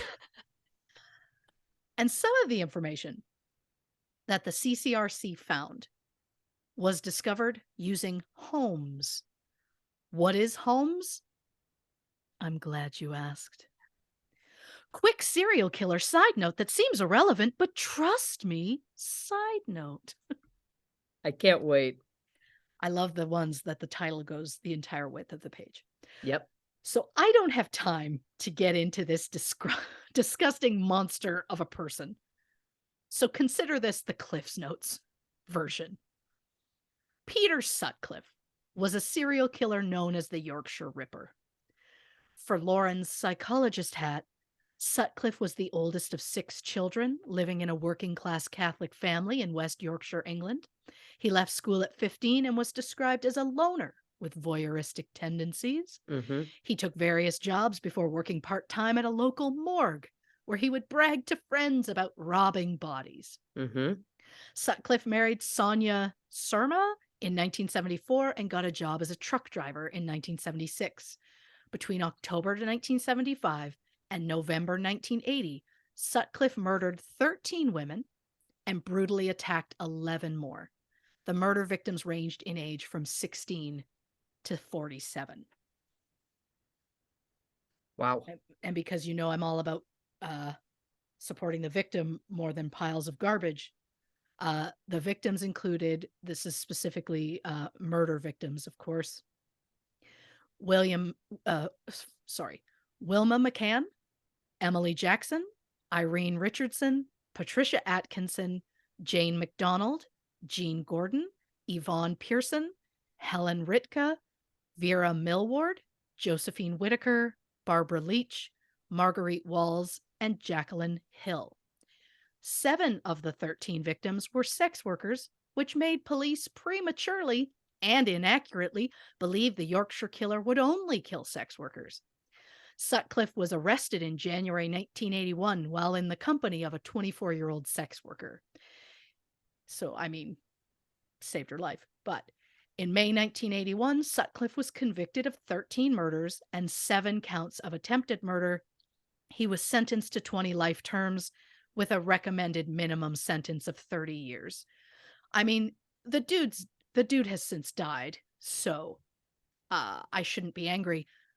But 13 murders and you're like, okay, but 30 years though, 30 years minimum. It's like you gave him 20 life terms. Just make him stay. It's done. No minimum. No minimum. No minimum. But during the 5-year search for Sutcliffe, police spent an estimated $2.5 million police hours on the case. It was one of the largest and most expensive manhunts in British history. The investigation was, to put it nicely, a hot mess. Mistakes were made, such as falling for a hoax recording that claimed to be from the killer, which led police to waste time searching in the wrong areas. Sutcliffe was interviewed by police 9 times prior to his arrest. In one particular interview, Sutcliffe was wearing a pair of boots that matched a print left at the scene of one of the crimes. Sutcliffe himself said, and I quote, "It was just a miracle they did not apprehend me earlier. They had all the facts." When even the Spoken when like a even true narcissist, like a when even the textbook. killer is like, "It was real murder." Oh, that's on them. Wow. There was also the problem with just too much information. Any information that was learned would get written on index cards, and there ended up being so many cards that the room that housed the index cards had to have a reinforced floor because there were so many. Oh my god. And this is where we connect back to today's case because there was so much information and it was time consuming to try and find something in it. Not to mention how many lives were lost while police unknowingly had the killer's identity in a room full of index cards. Mhm. Investigators realized they needed a system for properly cataloging and referencing evidence once it was collected. The system created was called Home Office Large Major Enquiry System, or HOMES. The Holmes database contained police paperwork from Andrew Adams' investigation.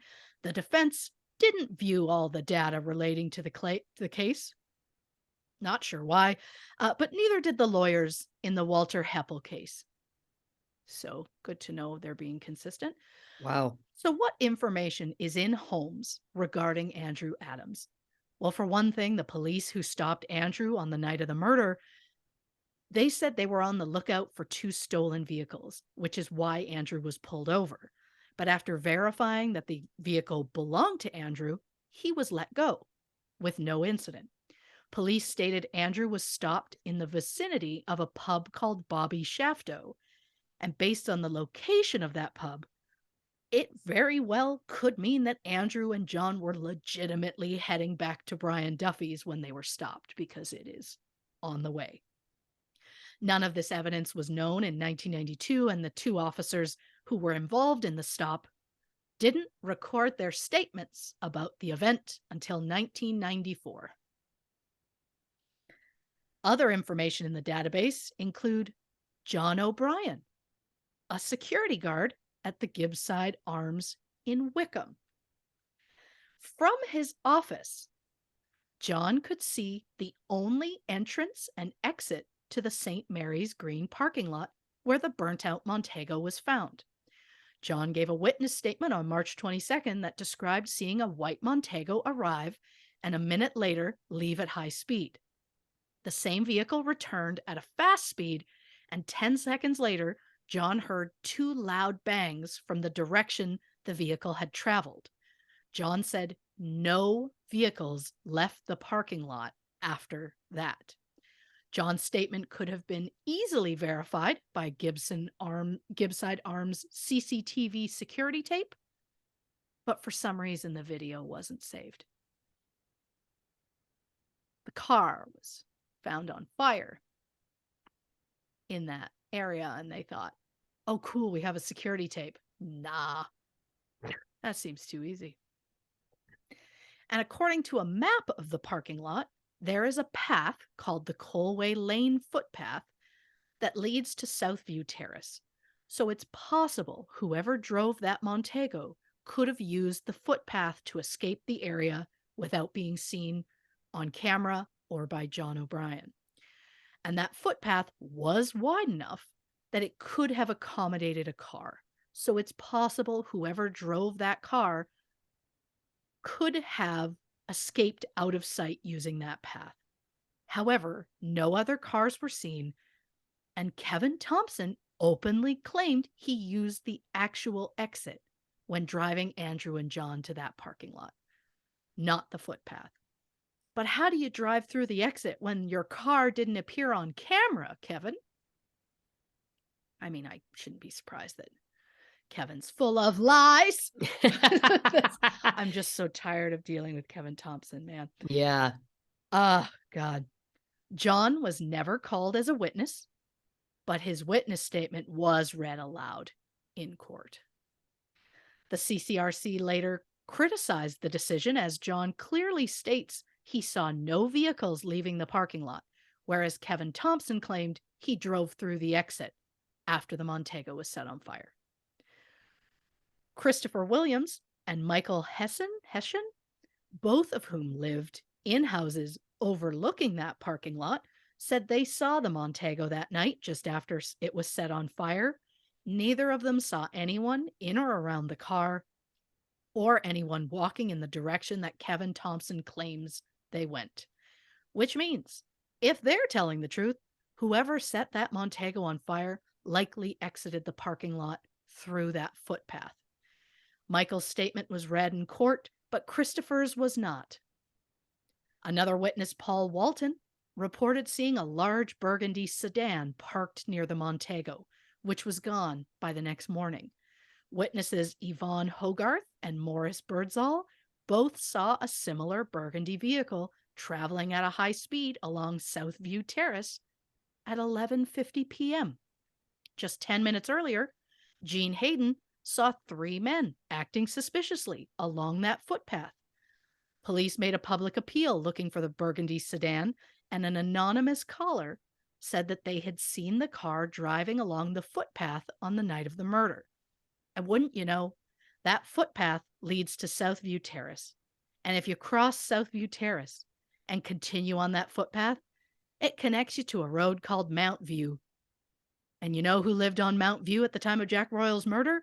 Walter Heppel, the first man to stand trial for Jack's murder.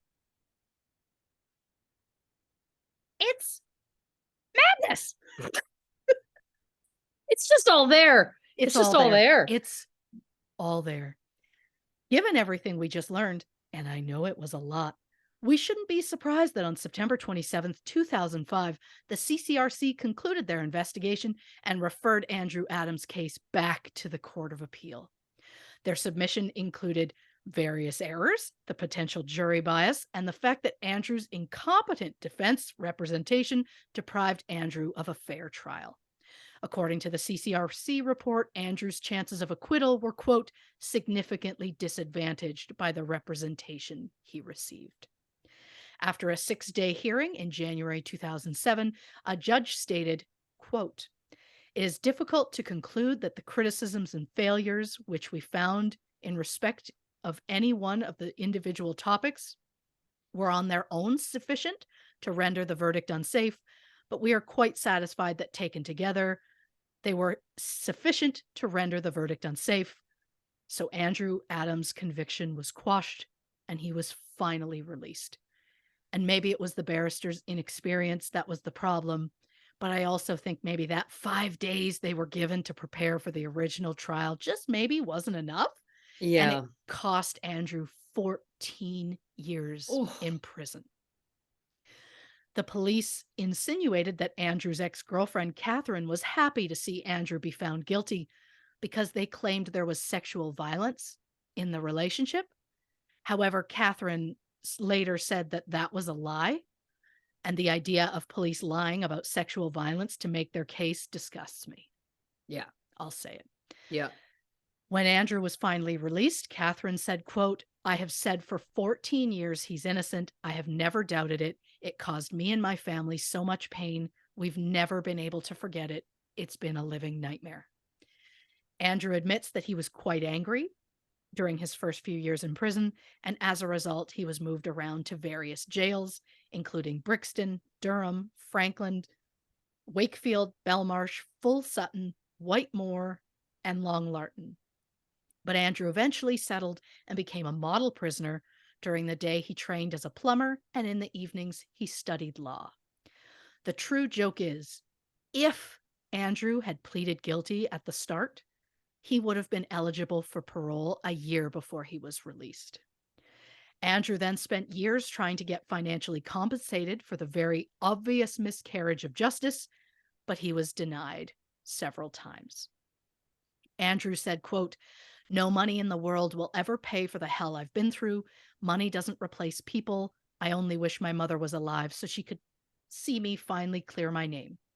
He also said, quote, "People should never forget that Mr. Royal's family are also victims of this mess. The real killer is still out there." But sadly, Andrew struggled outside of prison. His familial support system had slowly decreased over the years. His mother and his grandmother both died while Andrew was serving time, and his father, William, succumbed to early onset Alzheimer's. When Andrew was released, he had the support of his girlfriend, Claire Brayson, who started dating Andrew in the spring of 1992, just months before his arrest. And while Andrew initially went to stay with Claire, things didn't work out between them, and soon Andrew was left on his own. He, of course, still had the support of his friends, such as John Hands, who visited Andrew several times a month throughout his time in prison. But without the support system, who were there for Andrew during the original trial, Andrew struggled on the outside. From his time in prison, Andrew suffers from depression and PTSD, so he struggled to find a job. He receives incapacity benefit, which is about £300 a month, which is equivalent to 362 US dollars. Hardly enough to live on. Yeah. Andrew applied for compensation multiple times. He has continually been rejected. In 2009, Andrew was given a suspended sentence for stealing a pair of trousers. And in March 2009, he was also charged with stealing 30 packets of filet steak worth £350 from Marks and Spencer. He was given a 12-month conditional discharge and ordered to pay £640 compensation.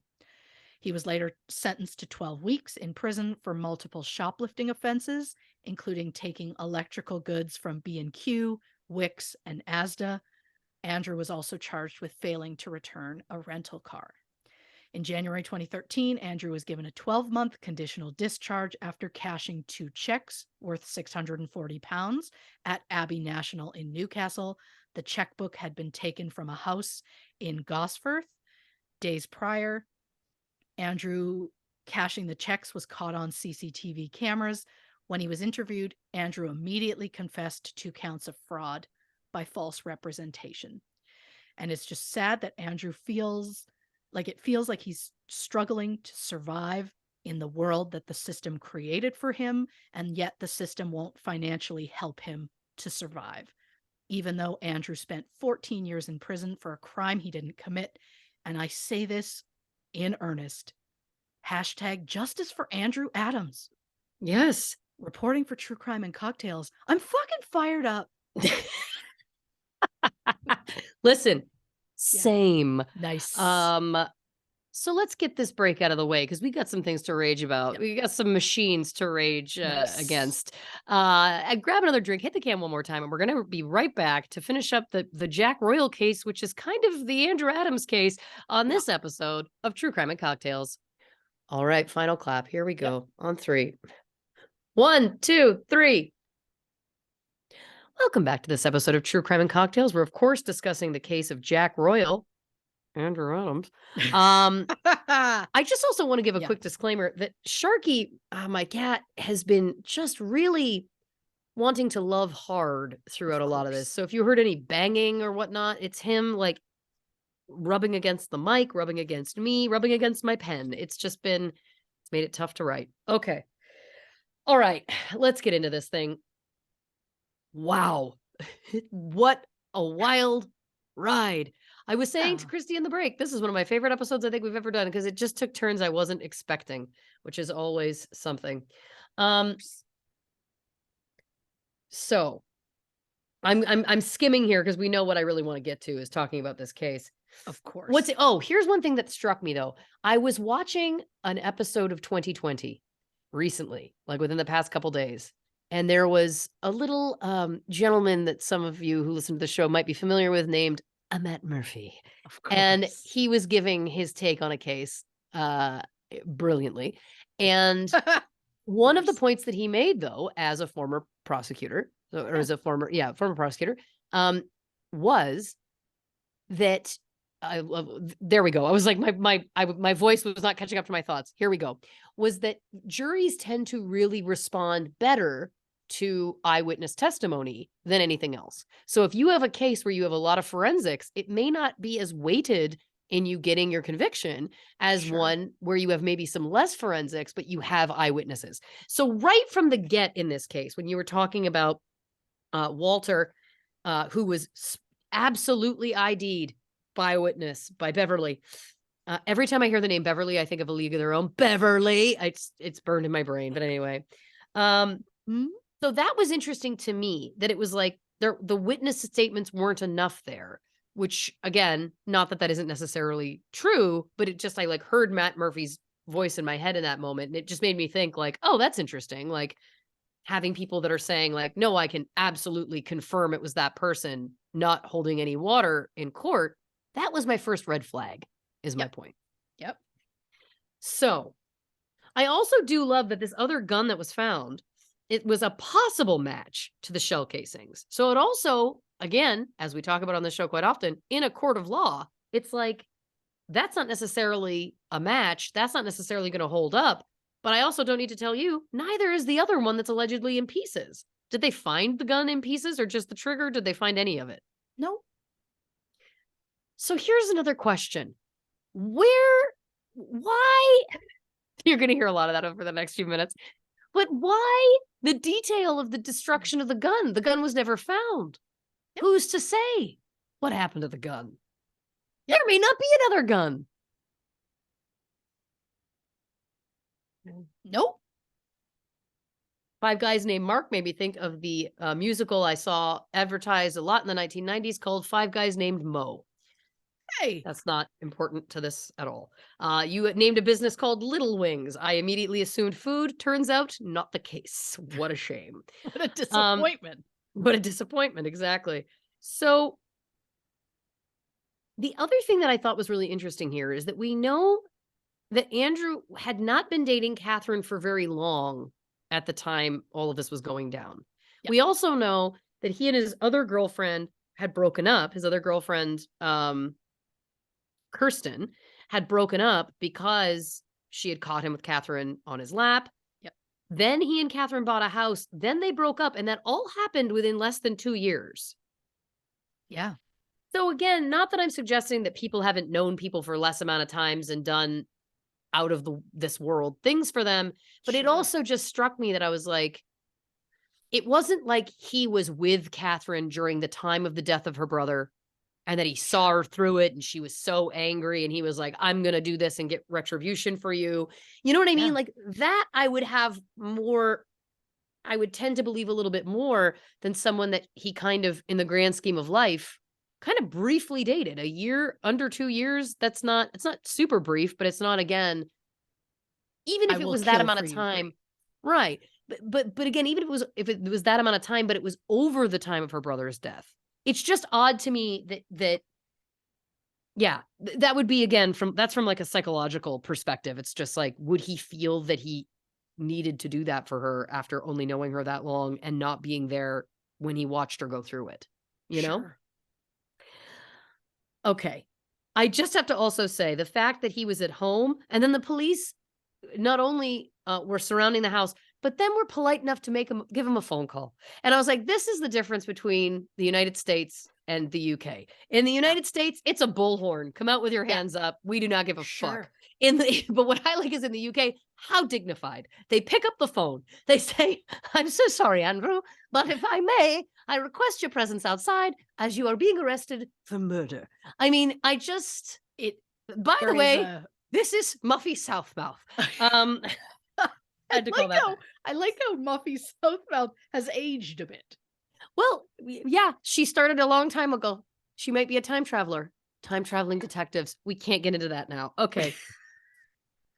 Then I just start writing notes like the following. What was Kevin's alibi? Just waiting for them? Why was Kevin even needed for this crime? As we know, can you give us a ride? Yeah, but if you pick me up, it doesn't make sense. No. But it's also the fact that it feels like it feels like that entire trial, every time Kevin was speaking, the jury went, "Oh shit, no way." And the defense went the same. Because the defense Yeah. just it was like they were like, "Oh, this is damaging to our case." But It's like, I'm riveted to his yeah, story. I know, but say something. Like, Say it's something. Anything. because he can't prove any of it. Oh, Oh, it's what well, you're for. well, Like, and this is the other thing. This is also the difference, and I think that this is the antithesis to what I've already mentioned from genius prosecutor, ex-prosecutor, Matt Murphy. Um, was there's a difference though between an mhm, eyewitness, so someone who's saying, "I'm not connected to this, but I know that that person was in that car at that time. I could pick sure. him out of a lineup, all of the above." That's an eyewitness. All of this case is just on random speculation from these random people who you then find out have reason to vilify Andrew Adams. That's not the same as being a witness. You know what I'm Nope. saying? Like, this isn't an impartial third party who came across something happening and remembered details. This Nope. is someone who was intrinsically involved, knew everyone involved, and had reason to want to get revenge. So there's so many people. Then Mark Briggs said, Catherine said, and Mark Dixon said that this person said, and, Kevin Thompson said that this person said. And then all I wrote down at this moment was to create confusion. A quote from my favorite Course. movie, Clue. Of Because again, at course. this point, I'm like, what they were successful at, what Kevin Thompson, I really believe, was very successful at, was creating confusion. There's so many details and Yep. so many different people and so many different that it's like, there was a couple points where I was like, I'm getting lost. Not that you weren't being cohesive and cogent, you were, but it was just in the sheer Mhm. chaos of all of these details that were also unnecessary, unprovable, again, complete conjecture. It's wild. I've never of all the cases that I feel like I've consumed over the last few years doing this podcast, but also just in my true crime viewing. Of course. Never do I believe I have ever heard of a case that was more confusing Mhm. than this. Yep. And it worked for them. It really worked for that prosecution, which is, again, wild. Yeah. Um, okay. Again, to me, a huge detail here is that Mark Briggs was like, well, we practiced target shooting with that gun. Andrew admitted that too. And again, to me, I'm like, that's just to get his fingers on the gun. Like, to me, it's like, that's like what did they do target practice with the gun after the murder? Likely not, because then we're to believe it was being destroyed. So if Sure. he did target practice with it before the murder, then anyone else handling that gun could put on gloves, and then we don't know if he was wearing gloves. Again, I'm speculating. But you see what I'm saying here is that it's like, this Yeah. isn't helping the case that Andrew's guilty to me. This is Nope. only helping to me that he's being set up. Um, 100%. then again, this idea that he was murdering Jack as a birthday present for Catherine is Ugh. natural born killer shit. Like, is that impossible to me? No, but I don't know that we've seen anything yet from these people to believe that they're that deranged. Um, Not impossible, just haven't seen that yet. And to Sure. that, I wrote down the following note. And this is the big thing I'd like to say about this entire case. Sure. Are there text messages between Andrew and Catherine or anything corroborating any of this story? Is there any evidence whatsoever about this story that Kevin Thompson has, I'll say it, concocted? Was there anything? Because from what we're hearing, there wasn't. Sure. So to me, the fact that they managed to get a conviction on someone's, I'll say it, ramblings Yep. is wild. Oh, yeah. If there was a set of text messages that between Catherine and Andrew that corroborated even a fraction of this, I would say, well, there you go. But there's nothing. No. Well, and it was 1990s, so Great point. There wouldn't be good that luck paper in trail finding anyway. anything would have been, like, said between them. But it's like, but then why would Kevin Thompson have been involved in what was said between Well, intimate then I would go partners? so far as to say as diary entries, notes, letters. Was there any sort of evidence, any sort of tangible proof of this? No. No. Um, the ex-girlfriend of Andrew saying, well, Andrew said that he and John did the worst thing possible. Again, like I said, objection, speculation. We don't know what the worst thing possible is. That could mean one thing to somebody else, to somebody else, to somebody else. Sure. Why was I not allowed to try this case? Well, at the time I was a child, but I think even as a child, I might have done a better job. Oh my Um, God, can you imagine little you in like a pantsuit entering the court with like a briefcase and you open it and then take out like a really cute lunchbox on the side oh, for your snacks on the trial. this is begging to happen. Child I lawyers. child lawyers. That's a show. Yeah. We'll talk about that when we get offline. The jury acquitting John and Catherine, but finding Andrew guilty again. That's wacky. That is just Yeah. absolute insanity. His appeal being turned down, a horror show. Again, thank goodness it turned out the way it did, but I'll get to that. I mean, the fact again, what this man went through when we know that the case was bungled. The fact that he had to give up this time in his life, he only saw his mother for that short time. He had to go through the like embarrassment and shame of wearing handcuffs, giving her eulogy. It's disgusting. It's this again, justice for him. I completely agree with you. All of these details that came up about the way it was bungled, unbelievable. The fact that the jury foreman was like, "Well, I didn't think it was that serious." That's not for you to decide. If somebody has come as saying in front of the jury room, "Well, I've seen him around town." Now, I know that we're rules gals, but that's enough, jury foreman. That's enough. That's and listen, I could be wrong. I don't know the ins and outs of the jury system. I certainly don't in the UK. But I believe that part of the foreman's job is absolutely to report anything that seems untoward. Sure. Even this one older woman, whether she did or she didn't, but this one older woman saying, "Oh, I know him. He's guilty." That is actually also enough. It's really serious. If someone has come in off the get, you hear about this all the time in other cases where it's like someone from the jury said this, so the foreman told the judge. Like it happens. Well, and also And when in again, doubt, just tell the judge. this is my point. It's like it's not up to you to make the judgment call of whether or not the person saying I've seen him around town is enough. You know who it is? Spoiler alert, the judge. It's in the name. Mhm. Sorry. I can't. I can't. This serial killer, Peter Sutcliffe. I love that you were building a profile because listen, obviously, so was I. I want to know where the anger is towards women. Yes. But there may not even necessarily be. I think it's a lot about control. Probably he was being the oldest of six. He was probably had a very high standard that his younger siblings did not. And I think he didn't take too kindly to that. And of course, I'm sure there's other things that I don't know, obviously, but just have to say. Of course. In that case, the police falling for hoax recordings, was there prison time for the people that made the hoax recordings? Because you know what I think? There should be. If you do something like that to Yeah. infringe on a serial killer of any case, but especially one where you're losing time and more women are dying, you should go to jail. You should go to jail and do some time.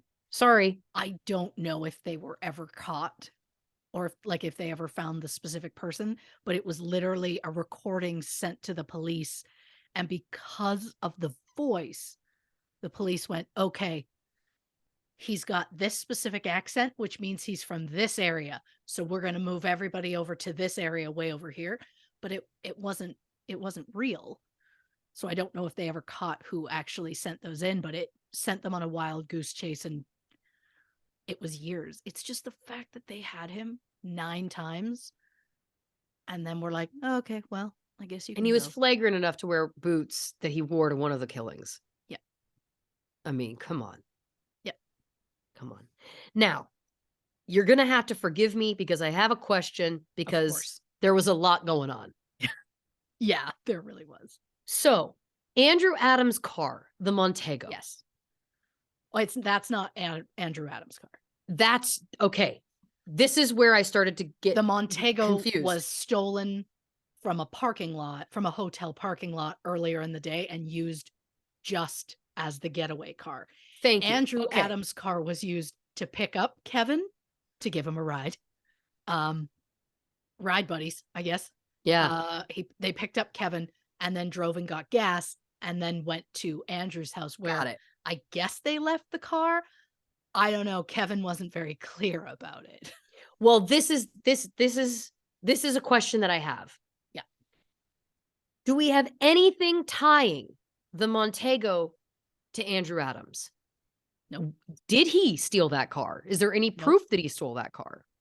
Nope. The only thing we have is Kevin Thompson saying that Andrew said it was stolen by a lad named Aula, Right. and that's it. And then it somehow came into his possession in this. It was left in a parking lot, which makes it seem like this was the whole purpose of it as a getaway car because they planned this whole crime out, but Right. there's nothing that connects Andrew to that car. That's what I couldn't. That was one of the question marks for me where I was like, wait a minute. So was he seen in that car and then that car was burning later? No. This is another car. Mm-hmm. So great point about the heights and the height of the seat. Because what I would also say is that what state was the car in when it was found? Because if the seat, we know it wasn't completely destroyed, is my point. Sure. So then my question becomes, how was that car processed? Right? Was there anything left in there? Anything that could have tied someone to having stolen it? Because again, if you can't connect him to having stolen that car, and here's the other thing, this is another time. Can we not ask if this wasn't Andrew Adams' normal car and we are to believe that he picked it up somewhere at a parking lot and he drove and did a murder with it and then he drove it somewhere else and they set it on fire? Is there absolutely no one who wouldn't have noticed the car at some point? Oh, wait, Beverly, who saw the driver, who in no way was Andrew. Yep. It comes back to Matt Murphy's point. There's a lot of weight with that eyewitness because the only person that we are seeing connected to that car was positively identified. Yep. Which blows up the entire Andrew Adams case, but yet didn't. Yeah. I still can't fully wrap my brain around it, and I've been knee deep in it for like a week. Yeah. But I just will never fully, I just can't get away from John and Catherine were found not guilty, but somehow Andrew was found guilty. And to clarify, I didn't want them found guilty and spending years in prison that they didn't need to. That is not what we're saying. What we're saying is, logically, if they are not guilty, so is Andrew. Well, especially when you come to think about this. Catherine was charged solely on the testimony of Kevin Thompson. What proof was there that she had any sort of conspiracy to have this person murdered? Think about how truly chilling that is. That I could go to the police and say, well, this person wanted this person murdered, and then that person gets charged on that. Yeah. Well, I mean, and Andrew and John got charged with murder. And John was just like, I hung out with friends that night. What's happening? Like, it's terrifying. It's absolutely terrifying. What? Like, how does Kevin have so much weight in all of this? I assume it was just like you know what? We need a conclusion here. We need this case solved. And then someone came in and went, yeah, I think I know who did that. And they went, great, good enough for us. And it's like, but he's a liar. Like, we've already. Well, and again, why are we trusting? Yeah, why are we trusting him over Beverly, who is a completely non-connected, as far as I know, I shouldn't speculate, but I'm assuming isn't connected to other crimes, as we know Kevin was. Sure.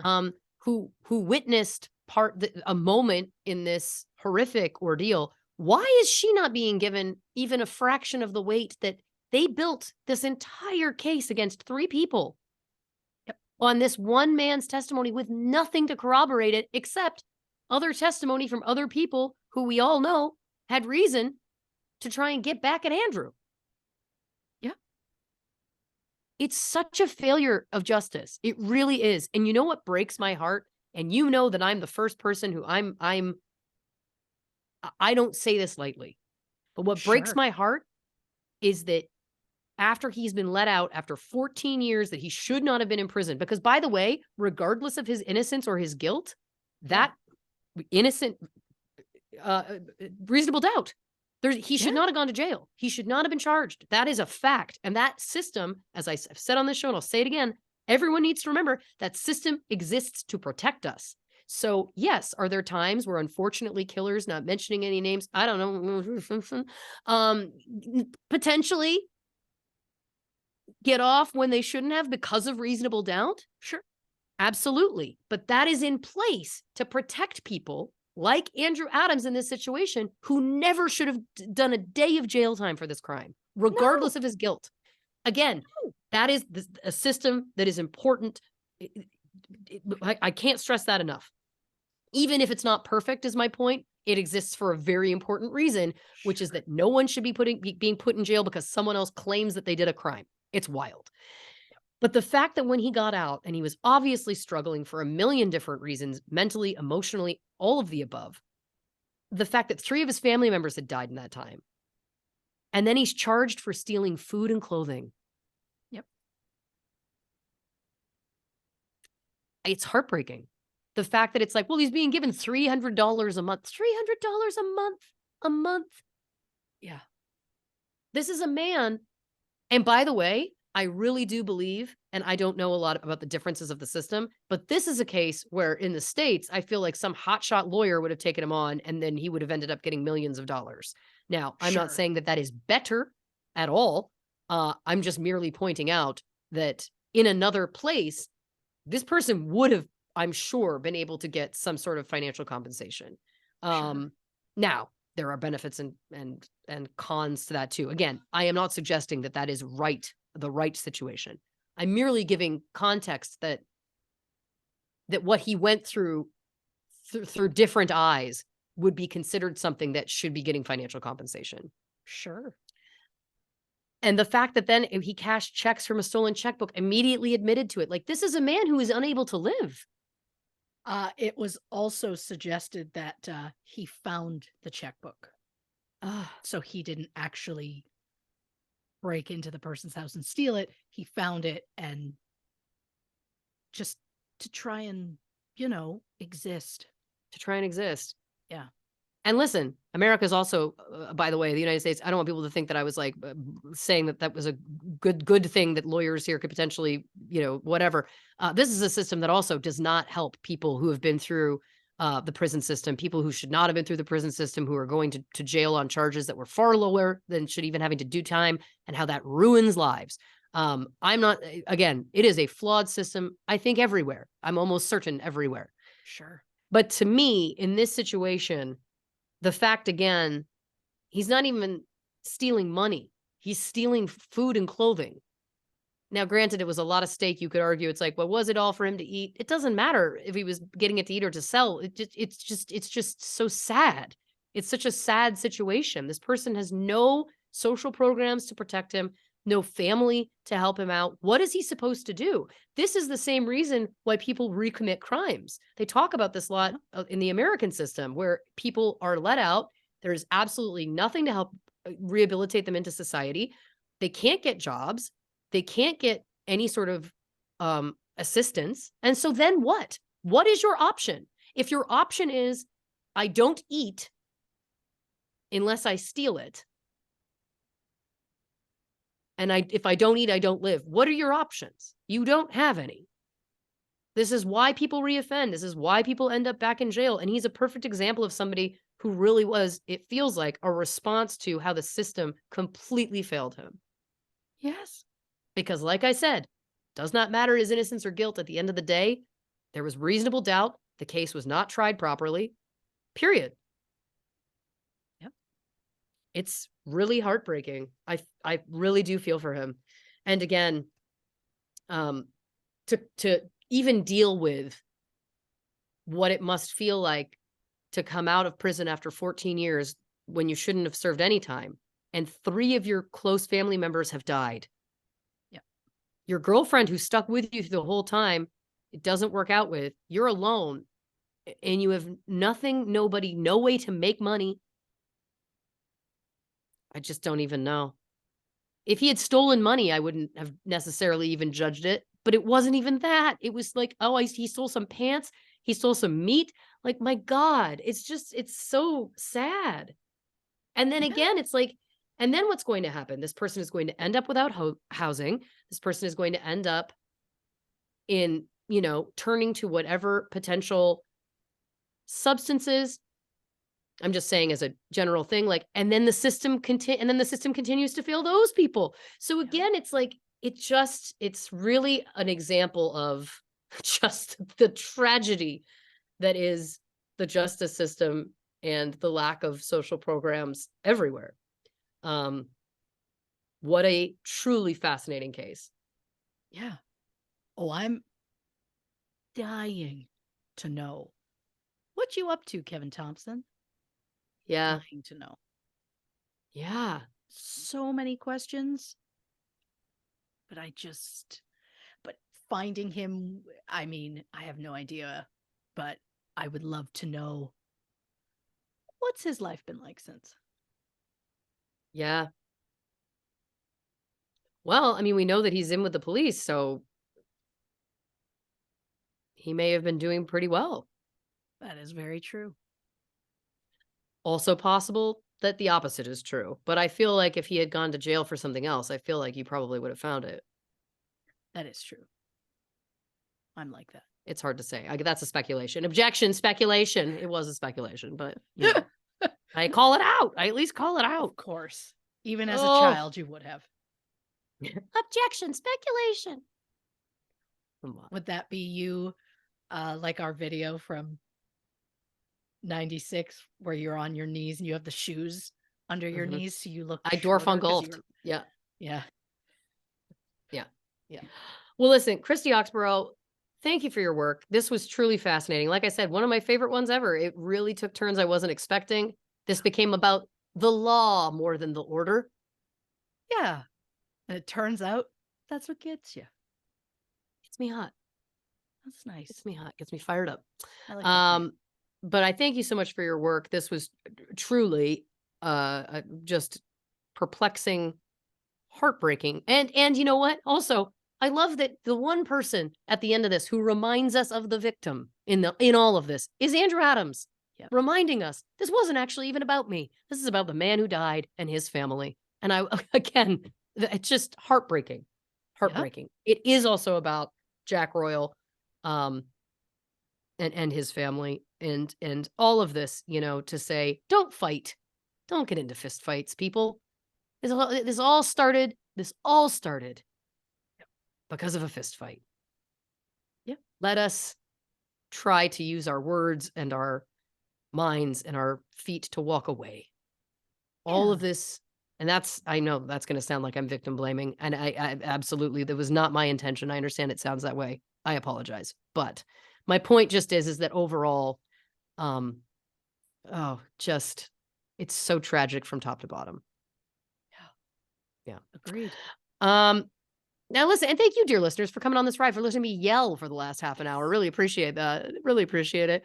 If you haven't already, give us a follow on the socials on Instagram, Facebook, and YouTube at True Crime and Cocktails, on Twitter at Not Detectives.